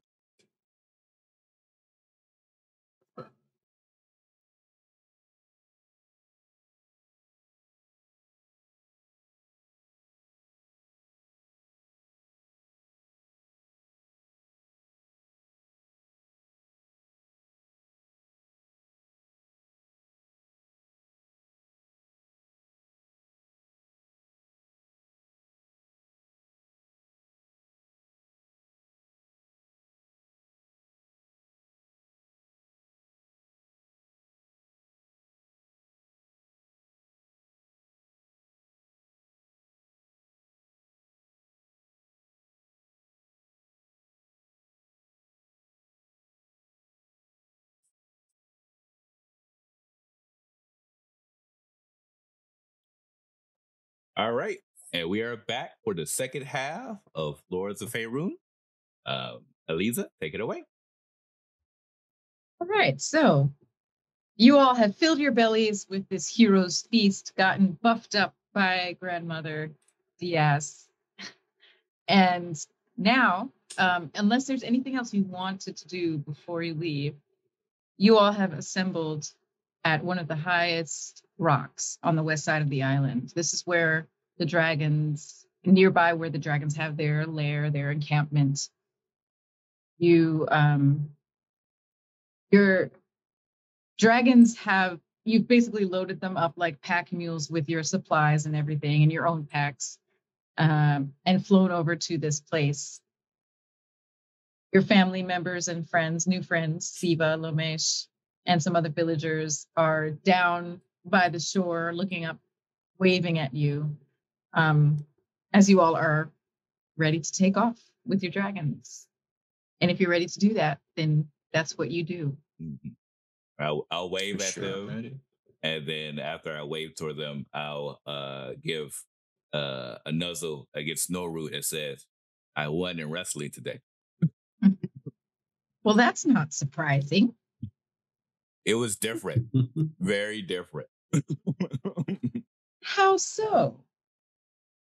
It was wrestling with, so you know how like the bears wrestle, but not fully like that. It was kind of like that. Oh. I was surprised. I did not know. But it was fun. I was wondering if this time would come. Really? Did you see this coming? Well, I wondered if that would be something that would interest you in life. It was interesting. I did not.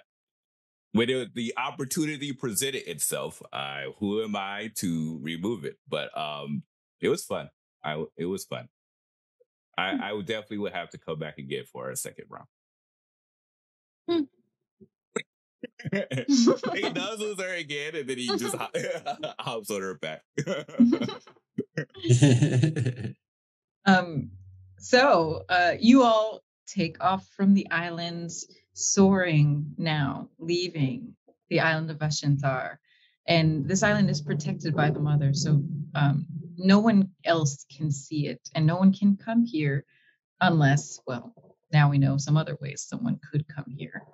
But unless the great mother brings you here, no one else can come here.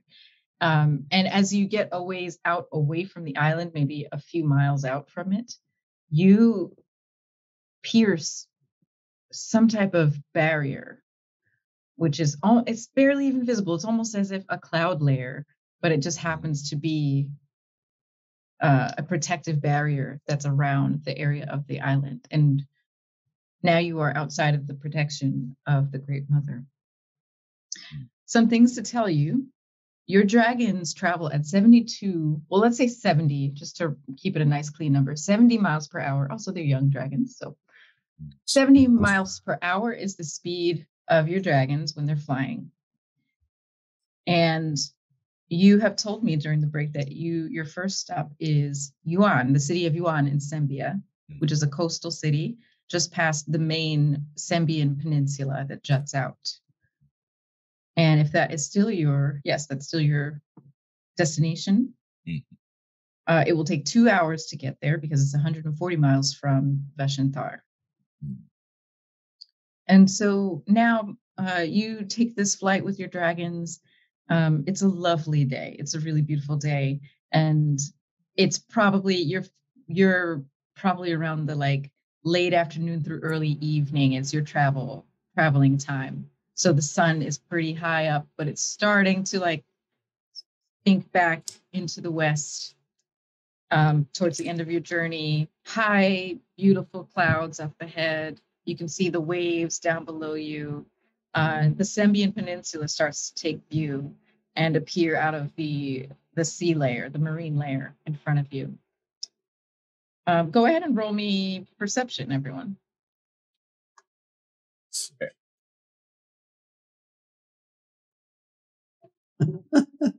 Oh, well, back to the 9. Got Wah, 19. wah, wah. Natural 1. Jesse's just enjoying the sea breeze. Same here. Oh, that's a 15 for me. I have a +6, so it's 15. Okay. Let's see. Avis is lounging, so he got a 6. Okay. Jesse and Avis, you are just relaxing, enjoying this lovely, gorgeous flight on Dragon back. Latreyu and Helena. Actually, Helena, you notice this first, but as you're approaching the Sembian coast, you see a small fishing village kind of towards the tip of that peninsula that juts out. And as you both approach it, Helena, you get a sense that something is in disarray. Like you see what normally would be like some huts, some stands on the beach, maybe for selling little cuchifrito, like snacks, fried snacks on the beach. Some of them have fallen down. Some of them are half standing. Some of them have their tops torn off of them. You see some just detritus strewn all over the beach in front of this city, this little village. So when I see this, I tell Treebush to sort of slow down, and I also signal to the others that there might be, I signal to them, and I point towards the fishing village, basically pointing out, just with my fingers. I don't know if they can hear me as we're flying, but I know Treebush should be able to. The chief Um, is blowing. Yeah. Yeah, it's probably really loud. That's a good point. Yeah. Yeah. So I basically just point, but I signal to Treebush to sort of like slow down so that we don't miss it and just sort of slowly like hover towards it kind of thing. Yeah. You're about an hour and 25-ish minutes into your journey. And yes, as you approach this peninsula and this little village on the coast, you start to slow down, you get closer, and yes, just as you were starting to see as you approached it, it just looks like this little town is in disarray. And you see people down there. So you know that people are actively living there. Can those of us who failed the perception check as we come closer now, can we see all this happening now too? Well, also Helena alerted you to it, so Okay. now you would be aware. Yeah. Jesse will sort of signal that we should go help. It looks like we're going to assist some people now. You think? Try to be nice to them. I'm always nice. Of course. Is that how Yuki speaks? I forget. No, sorry. That's the wrong voice. Hold on. I'm always nice. Davis. I'm Yuki. I signal to Treebush to sort of land in the water, like not on the actual land, but just sort of on the waters, but enough where I can easily just sort of jump towards well, not really jump. I have winged boots. I fly over to that just so I don't get that wet. So basically, like Treebush is going to be in the ocean while I fly towards there, just so that the townspeople aren't shocked by the giant dragon that just, well, not giant, but like a large dragon that just suddenly dropped out of nowhere. Jesse is following suit because I was having the same sort of thoughts there. Again, Latrell does not understand city life at all. For him, he's just, I mean, he's a half giant. So if they can accept him, they can accept the dragon. So he just flies straight like a stealth bomber right into the city. And then once he drops down, he kind of like steps off and then starts to absorb the surroundings and look around at the facility. Davis and Yuki are making a very large show of it. How so? How so? They fly close enough, and then when they are roughly like 60 or so feet away, Avis would just kind of fall off the back of the dragon and then use Misty Step to just kind of land amongst the people. Oh, that's legit. That is legit. So basically, two dragons drop into the water and fly, and two characters just fly in, while the other, while this other dragon like just bombs right into the middle of the beach. And the other one just sort of drops and misses. That's hilarious. These people are thinking they're like a kid about to go into a pretzel store. They're about to get assaulted. Oh god. Oh my god. Oh my god. The puns today. That's like your third or fourth pun today. So yes, the two of you who are making more of a showy entrance, you arrive, and yes, some of the townspeople, it's hard to miss you. Mm-hmm. And they don't miss what has just arrived. Some of them cry out in shock, and others are just kind of frozen. And how have you both do a perception check? Okay. Ooh, well, that's a 7. So that would be a 7 on the die, which is 13 total. Okay. 16 for me. All right, you both overhear one of the townspeople saying, not another thing. Haven't we had enough in the past 24 hours? Sorry, something occurred. And some of them are running away at this point. So you're gonna need to roll persuasion to see if you can actually get them to talk to you because they're running away. Latrell is used to this 98.9% of the time because, again, he's a half giant. So he just like, oh, well, they ran like everybody else. So that is a 7 with my silver tongue ability. That's a 23. Ooh, nice. Jeez. Yeah. So this woman who was like gathering some children nearby and was like kind of hiding, like pushing them behind her. She's the one who cried out. And when you say, did something else happen here? She had started to turn away, but she hears your silver tongue and she turns and she says, well, you haven't attacked us yet, so maybe you're trustworthy. Of course not. Why would we harm you? Though it does look like you've had a bit of a hard time recently. Yes. Last night. Well, last night there was a disturbance. This snake, giant snake thing just barreled through our town and knocked down trees and huts and buildings. And we have some elders that are stuck underneath the building that fell down back over there. And it's just a mess. We're just here rebuilding. We have no idea who it was or why they came through here. See, well, we should see what we can do to assist you. Latrell, would you mind coming with me? I have a feeling we're going to need your unique brand skills. Could you lead us to your elders who need assistance? Yes, actually, yes. We really could use some help. She turns and motions to you to follow her. And she says, children, run to Uncle Theo.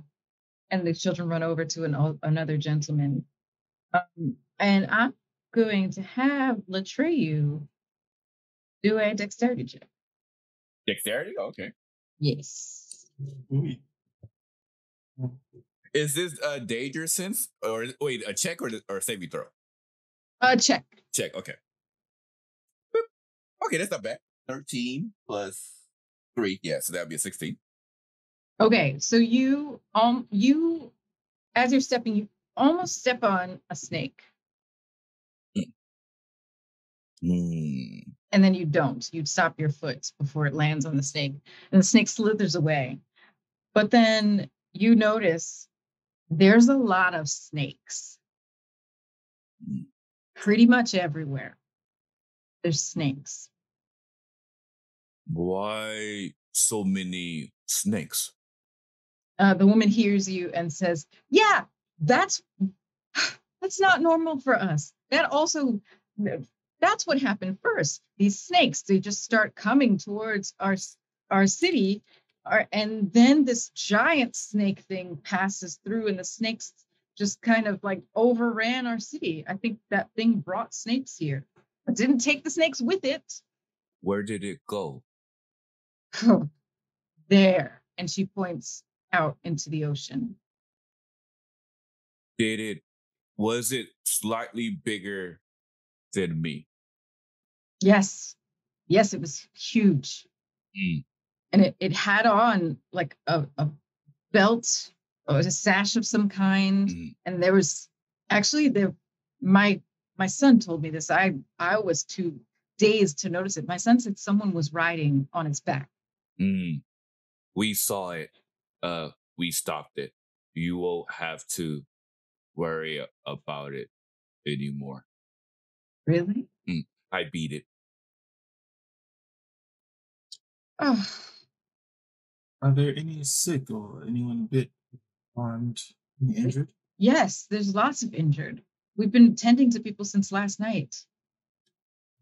All right, well, I will leave the freeing of the people underneath the heavy things to you. As for everyone else, please bring your injured to me and I will see what I can do for them. Of course. Thank you.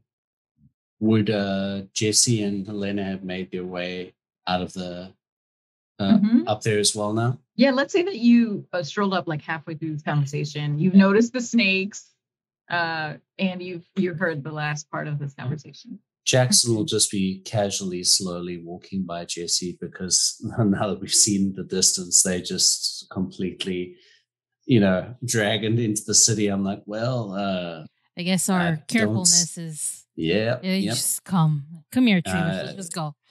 I guess we're doing this, right? So- Aircraft and trail, no, they do not go well together.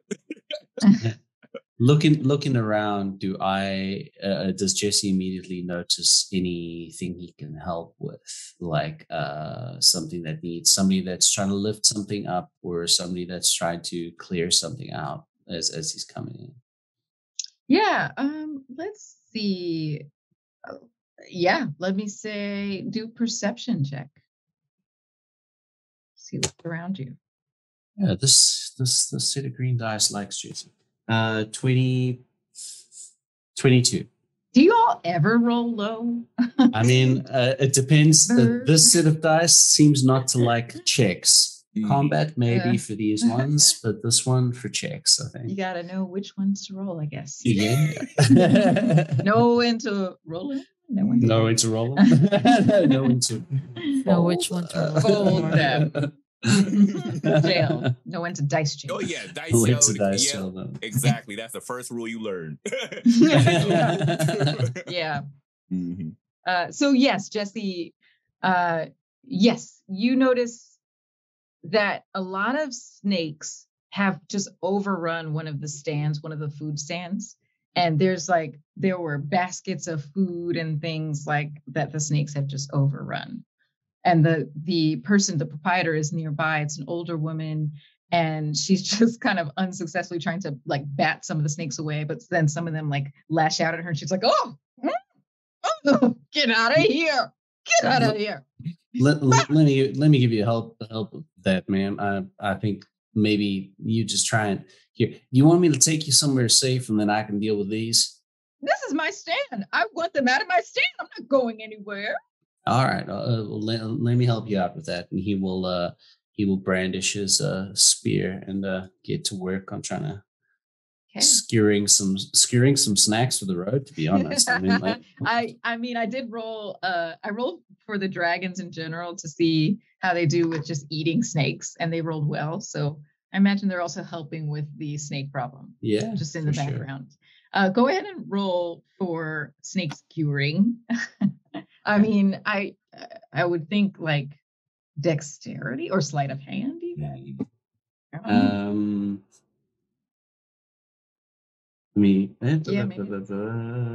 Oh gosh, give me back to my skills page, please. Yeah, I would say sleight of hand for skewering snakes. Okay, well, that's not bad for me. I'm gonna roll 2. Yeah, It's go not for so- it. You can. Yeah, if you'd Not like to. so good. If it Are wasn't you skewering snakes, Helena? Yeah, I have I'm gonna use my daggers to just sort of like sleight of hand them. Great. And If if it's I'm- sleight of hand, I have plus 11, and I rolled a 19. All right, great. If it's sleight of hand, I only rolled a 9. If I'm just skewering them straight up with my spear, it's 13. But you wouldn't sleight of hand. 30. That's Well, a what 9. What did you use to skewer then? He was using his spear to like stab him. Oh, so I I was see. hoping to make Yeah, that's attack fine. rolls. Yeah. That's fine. Okay, Yeah. so that would be That a works. 13. Oh, you rolled a 13. Well, Yeah, 13 flat. Yeah. I'm sorry to say, but their AC is 14. So. I mean, he'll keep on trying until right, he yeah, can. You keep trying. But Helena, you look over, and Helena's having a lot more success with her daggers, just like Yeah. skewering snakes. But Jesse will keep trying. Let's go over to Avis.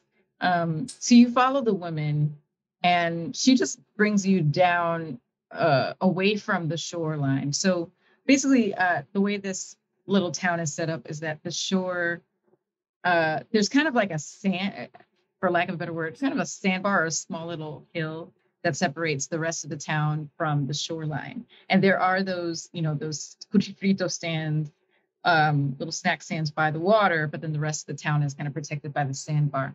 And so you descend into the rest of the town, you see that it's in various states of disarray, and she leads you over to a larger building, and you see a little sign that has fallen down. Does anyone know what they speak in Symbiote? It's probably just common. Most likely common. Yeah. Okay. So I'll just say you can read the sign, and it says community center. There are lots of other people around trying to move things. Oh, wait, sorry. Who was going to the community? Who was going to help the elders? That would be me. I think I got it backwards. Yeah. So I'm sorry. Yeah. I'm sorry. So Latreyu, you're the one who follows the woman over here to the community center. When you get there, there are lots of different people who are trying to like lift heavy, beams, and other like massive rocks and things like that. The material to build this community center has fallen, and people are trying to move it out to get to the people inside. Okay. So Latrell will look towards the lady that's leading them and says, "Is that the place needs help?" Yeah, yes. We've gotten a few people out, but there's at least 5 more people in there. Very well. And then as usual, he kind of like snaps his neck from the side to side, and then he bangs his chest, and as he does, he uses his giant might to start to grow as he transitions from his standard 9'5" self to reaching around, as mentioned, 18, 19 feet tall. This woman just looks and is like, I was not expecting that. Okay. And he just kind of like steps forwards towards the area. And as he bends down, of course, he starts to use his giant man paws to pretty much starts to pick up these things. I'm presuming it's going to take what, athletics check or strength check? Strength, yeah, I would say yes. Let's see. Yeah, athletics. Athletics? Okay, cool. Mm-hmm. I get the advantage on those. Now that I'm in giant might, so that should be good. Which is great because that first roll was a natural one. Ooh. Much better. That is 11. So 11 plus 9 is 20. Nice, dirty 20. Mm-hmm. Yeah, so you're able to remove you just start moving the beams, and you're doing so well and moving them so quickly that people around you just kind of stand back and they're like waiting for you to move so they can just scoop in and grab people out. And that's what happens. You remove enough beams that they start to see the people who have been trapped under there overnight. Shame. Yeah, so the people are, just they're pulled out, bloodied, their shirts and clothes kind of torn to rags. And these are older folks, these are elders. And as the last one is pulled out, this is an elderly gentleman. And he looks a bit disoriented, tired, dehydrated, but he looks around and he says, "Oh, I thought this was my last time on this earth. Oh, I didn't think I would be let out of there ever. Where's Jody? Jody, where's Jody?" And this other little older woman who was also recently rescued comes over and she says, "I'm here, Thomas. I'm here. Come." And the two embrace. And then some people come over to like tend to them and, take them over to a place where they can help them and clean them off and tend to their wounds. And the woman who followed you, Tefele, she turns to you and she says, "You dropped out of the sky like angels to help us. How can we repay you?" Oh, angels? Half giant. Meanwhile, the angels are somewhere else. Yeah, because that's exactly. He's thinking of Jesse and how he flies. Yeah. And he was just like, "Oh, I'm not angel. I'm half giant." Jesse and Ice, yeah, Jesse and Ice, exactly. Well, they are here too. We haven't really mentioned them, but they are here as well. Got 2 angels. But so he gets the lost in translation because it's common. They think he's talking about like Jesse, but he says, "Oh, half giant. But no problem. Just don't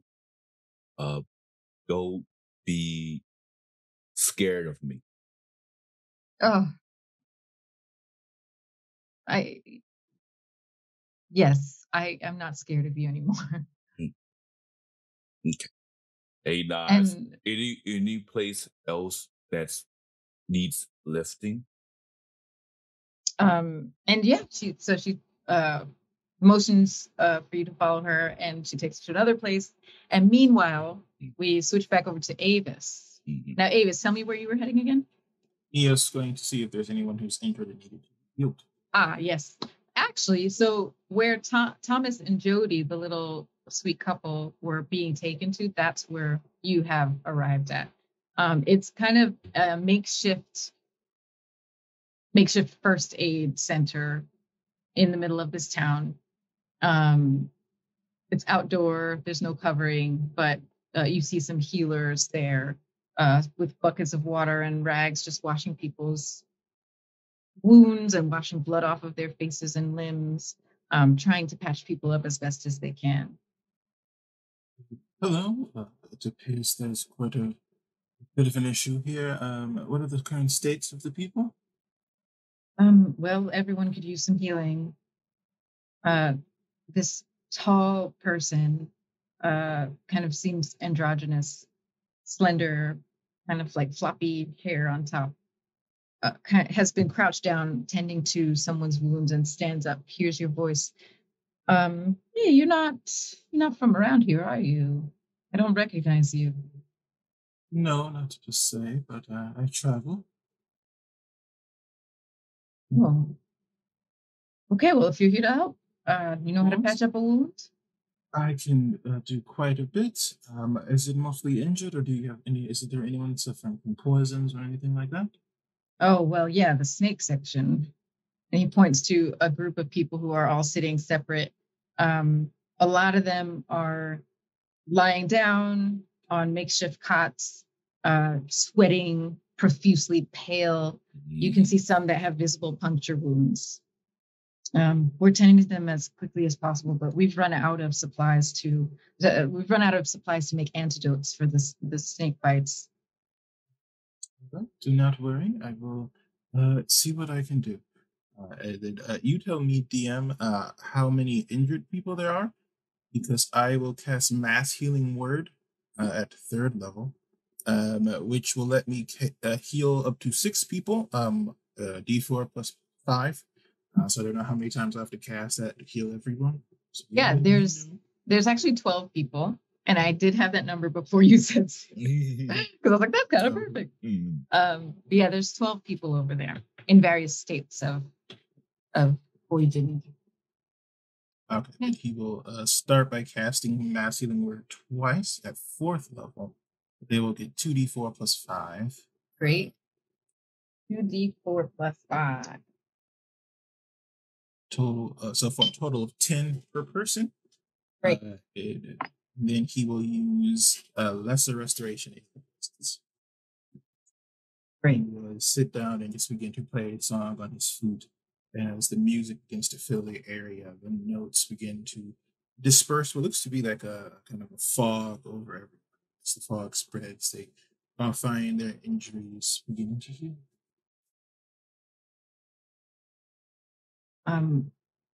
Yeah, your presence has really changed the mood here too. I think some people now, having received this healing from you and being more alert because the poison is like being magically removed from their bodies. Some of them sit up kind of groggily and look around for where the music is coming from, and then spot you and are confused, but relaxed. And some of them are just outright delighted. There are a couple of children there too who are just like nothing happened. They just kind of get off their cots and they're like start dancing to the music. Well, I hope this was enough to at least help for the moment. I'm afraid though that will be as much as I can do for today. It should help. That was really kind of you. What is your name? Avis Sahani. I'm Nori. It's nice to meet you, Nori. If you ever come through here again when we're all set back up, then you can stay at my inn for free. Well, I thank you for that. I'm sure I will be taking you up on that at some point.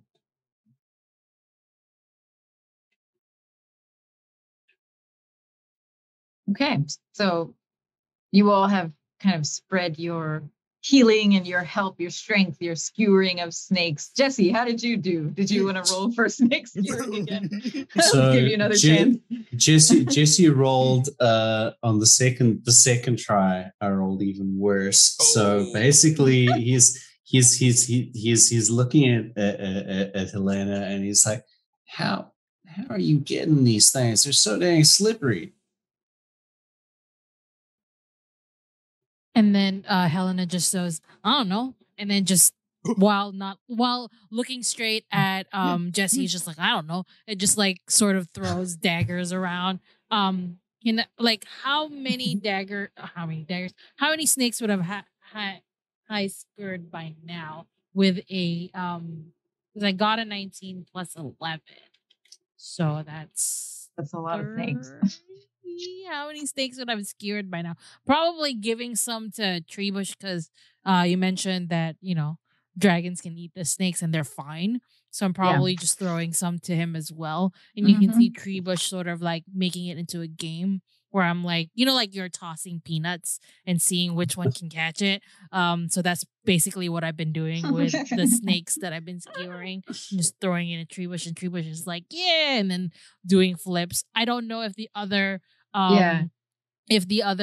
villagers are enjoying the show, but Treebush is definitely hamming it up by like yeah, flip, For sure. Oh my goodness, how fun!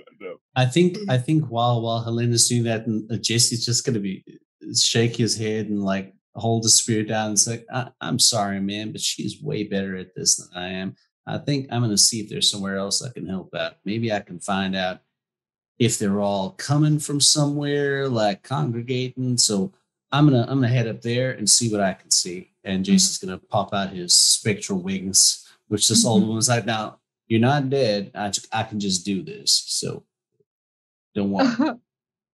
He'll fly into the air, and I would like to make a perception check to actually see if I can.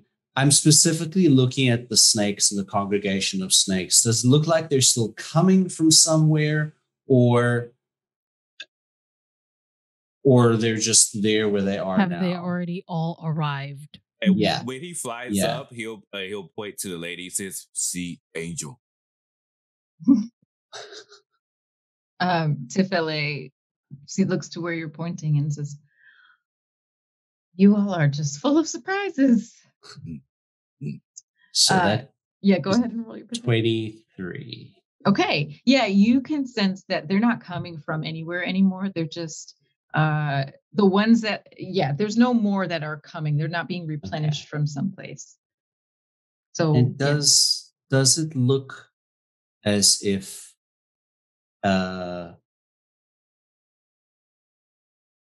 if I notice any like extra trails or anything of like this big disturbance from like which direction they entered the village from, the UNC and can I tell that from that perception check? Yeah, that was a good roll. So yes, I'll say yes. And then I would like to fly down there and sort of like investigate the area to see what I could pick up, maybe tracks wise or the direction they were coming from first. Okay.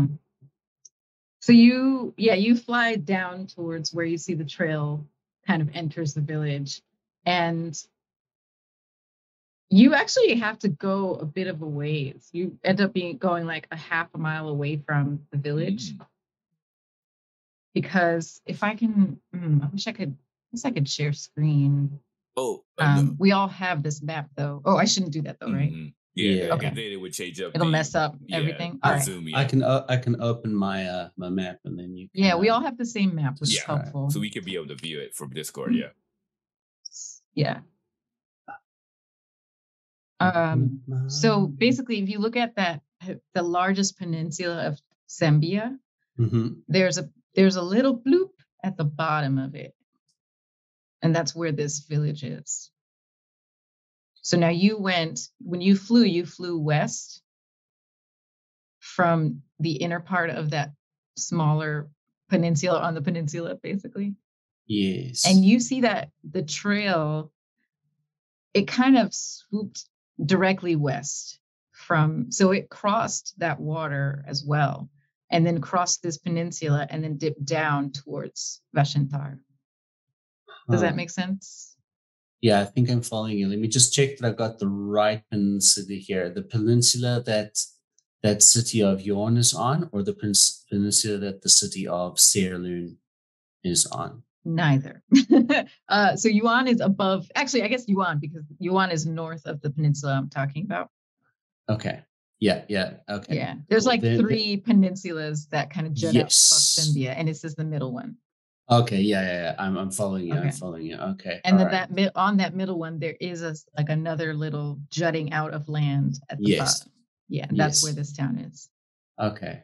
Perfect. So it went across basically from the direction of Selgaunt to this peninsula and crossed through and then dipped over down to Vashantar. Okay. Jesse's going to take a mental note of that. Because, I mean, he understands where they said they were coming from, and it makes sense because he knows the general direction of the snake hills. Serpent hills. Yeah. So he knows the general direction. So it's making sense to him. Okay. It's making sense to him. Okay. Then he will fly back to where he sees the 20-foot tall giant friend of his. Yes. Before we go back to Latrell, though, Helena, there was something we needed to finish with you, correct? Oh, I know what it was. You want us to know how many snakes you've skewered. So go ahead and roll your hit die for your dagger attack.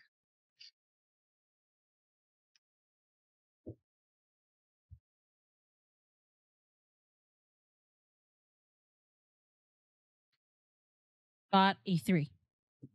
Okay, so you've skewered 30 snakes. Nice.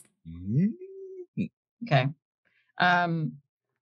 Were you specifically trying to help clear this woman's stall? Yeah, just all of the snakes that I could definitely, because she didn't want to leave. So I was just like, get rid of all the snakes there and like whatever I could find. And then most of it was definitely eaten by Treebush. He might be having indigestion, but who knows? How many poisonous snake can a dragon eat without getting a tummy ache? And remember, he's like twirling around, so he's definitely not going to have a settled stomach. For sure. I think the amount of weird Google searches has definitely increased with the resurgence of role-playing games. Yeah. Oh yeah. It would be hilarious if he like it would be true like frat boy experience if Treebush, like after he's done showing off, just sort of like goes into a corner and just sort of vomits. Just like, I shouldn't have done all that. Look, check out all these snakes I'm eating, bro. How I want Treebush to be, like a frat boy, but like a nice frat boy dragon. Frat boy dragon. I love it. Let's say that's exactly what happened. Fan artists. Frat boy dragon. Yeah. Yeah, it's like exactly a little polo shirt with a pop collar. Thank you. I feel like that merch just sells itself. Yeah. I would wear a frat boy dragon t-shirt for sure. Okay, so yes, you all have helped this town. You've made some friends, potentially some allies, and it's now getting to be sunset. Your dragons just had quite a long journey across the sea, and what would you like to do next? Sun is setting. Might I suggest we take this time to find a safe place to rest for the evening? I'm a very nice person, just offered me a space in their inn for free, quite frankly, which would be amazing. And I'm out of most spells, and I'm quite exhausted. Well, sounds like a good plan. I'm sure Treebush would also appreciate a little bit of rest after the things that he's gone through right now. So he could chill out for a moment. I I will stay outside and be on guard. That's a very good idea. I'll stay outside with you. Actually, that sounds real fun. Oh, thank you. Would the dragons be like on the beach, just chilling out? Okay. So I would have like one of the rooms in the inn, a private room, just be there Okay. to sleep. Avis will as well. Checking the offer. Okay. So you go back to Nori. Avis, Avis, tell me, what are how do you approach Nori about staying? He will dust himself off, clean himself, be presentable. And then he will go and look for her or for them wherever he finds them. Yeah, Nori's still back at that first aid station and says, hello, friend. You're back. Hello. We are. It appears we have decided that we will be staying in your lovely village for a little longer. I know that myself and another friend of mine would like to stay in your inn if it is possible. Yes. Yes, but if you don't mind, we have a bit of a space issue because some people lost their homes when this monstrosity came passing through. So I only have 2 spare rooms at this point. Are you willing to share with you and your friends? That is more than acceptable. And he will pull out he will reach into his coin pocket and very stealthily, do that, like shaking hands and then just, put a handful of coins. Kindness for kindness. Oh, We do no. not need much. Nori just pushes the coins away. No, I told you could stay for free next time you were in town. Yes, and it turns out you need it sooner than we both realized. It is a gift. My people, my mother used to say, we must pass on kindness to another, and eventually you will pass on said kindness to another person. It is giving it forward. Thank you. Your kindness seems to know no end. Yes, we must always spread a little kindness, or there would be nothing but darkness around us. Okay. So Nori leads you to the 6 of you to the 2 rooms and says, here you go. It's humble, but it's very comfortable, and we'll have some dinner later if you'd like to partake. But I'll leave you to it. This is beautiful, ma'am. Thank you very much. I think myself and the big fella here are going to camp out tonight. Make sure that nothing else hits you up in the evening. Mm-hmm. Thank you. And Nori goes back to the first aid station. Okay. Would you like to decide who stays in which rooms now, or Helena next just week? takes the bigger room. Okay. Yes, that's Thanks, right. Avis. I just goes in. Shuts the door. Mm-hmm. Okay. Well, with that, we will end our session today with our adventurers having greatly helped this poor town that was collateral damage from the ding dang yuan tea passing through. So, Kira, take it away. Awesome. So I hope you all enjoyed our session. It was absolutely fantastic. I had so much fun. Of course, if you were only able to catch part of it, we definitely have it available on Twitch, following the stream, or you also could be able to watch it on YouTube or our YouTube channel. It should be up within the next couple of days. Once again, if you'd like to follow us on our Patreon, we have our after show that will be coming up shortly after this content, where we'll definitely be recapping about the amazing experience that we had here, including Betrayal's first kiss. So too bad Elliot was not around to be able to see it. That's going to be very interesting. So let's go ahead and bring it back to our cast and see what projects that they're currently working on. So go ahead and take a look at what they're doing, follow them, and support them on their endeavors. Of course, starting with Aliza. All right. Hi, I'm Elisa Pearl. I'm actually going to be playing D&D later today on the D&D Beyond Twitch channel for Jasper's Game Day. That's going to be 7:30 p.m. Pacific. I'm bringing back my hippie barbarian character, Prism's Nice. Tempest Born, who's into crystals. I love it. That's awesome. And then tomorrow, I'm not doing anything streaming tomorrow. No, Monday I have my Klingon Blood of the Void monthly game that I GM, and that's going to be 6:30 p.m. On twitch.tv/QTimes. And actually, sorry, before that, I'm going to be on the Easy Allies Twitch channel playing a Rat Queens board game. We're doing a reunion of our Rat Queens TTRPG show from Hyper RPG. So nice. I'm going to be on the internet a lot this weekend. Yeah. So yeah, definitely follow her on Twitter to make sure you keep on all of her projects. It's always fantastic to be so busy like that. It's a blessing, yeah, for sure. And next we have Adrian. Adrian, you'd like to talk about your projects that you're working on? Sure, I'd love to. So I am the storyteller and DM, one of the storytellers and DMs over at the Bear Pen. A number of the folks here are actually now all of the folks here are going to be in shows or on upcoming shows, which is pretty great, actually. You can catch Kira and Glyza in our City of Mist show, which will be starting on July 12th.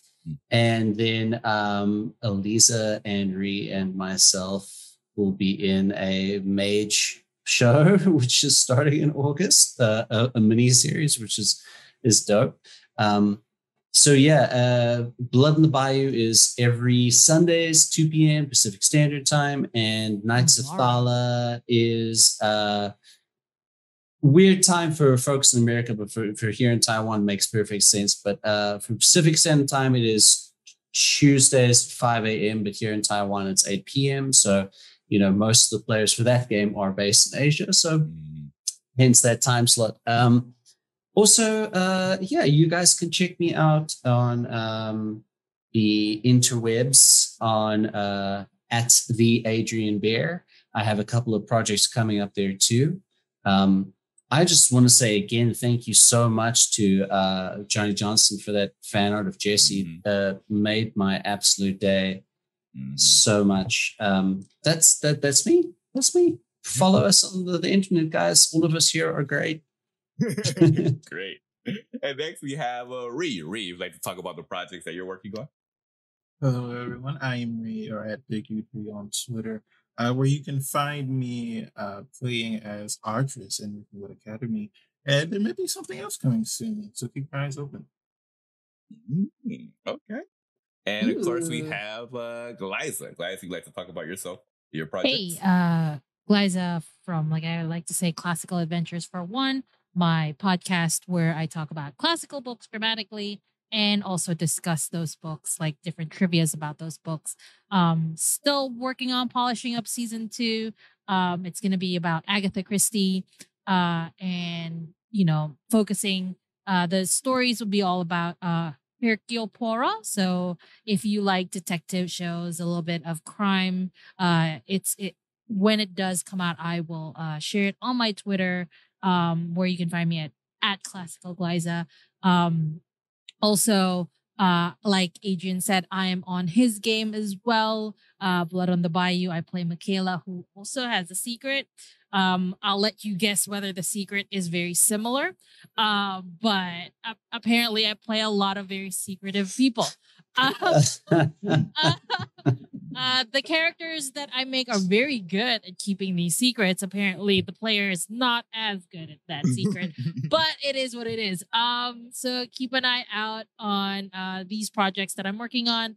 As always, I'm very active on Twitter as at Classical Glyza. I also play a bunch of games sometimes, and it has been a while, but on Twitch, I also stream a little bit of games, mostly indie games. Just so you know, keep an eye out. So yeah. Awesome. As for yours truly, of course, I am Kira858. As Reed mentioned, we have our fantastic Magic School Academy called Riverwood Academy that comes in on Tuesdays at 6:30 p.m. PST. Tuesdays is like, thank goodness, it's like TTRPG days because there's so many great TTRPG shows on it. And so it's a fantastic show that is featured by the DM Aaron, and she does a great job showing, of course, our unique school. So if you like YA content or like Harry Potter, you would definitely love this show. No, I don't. We also have a project coming up in the near future that's going to be exclusive to our YouTube channel. We're super looking forward to that. However, only thing I can say about that is that I will be DMing that show. So be on the lookout for that. You could be able to follow me on my Twitter, which is Kira619858, where we will actually be having in the near future quite a few giveaways. I would say I'm thinking about 3 giveaways, 2 based upon Twitter and 1 here for our Lords of Faerun campaign. So keep an eye out for that. Of course, you'll be able to see that on our Kira619858. And that's pretty much it for yours truly. So once again, thank you all for the love and support. For everyone that's here, we always appreciate it. It makes me super humble for all the positivity that you all give. And we look forward to see you all here on Tuesday as well as next Saturday for our next episode of Lords of Faerun. Farewell for now.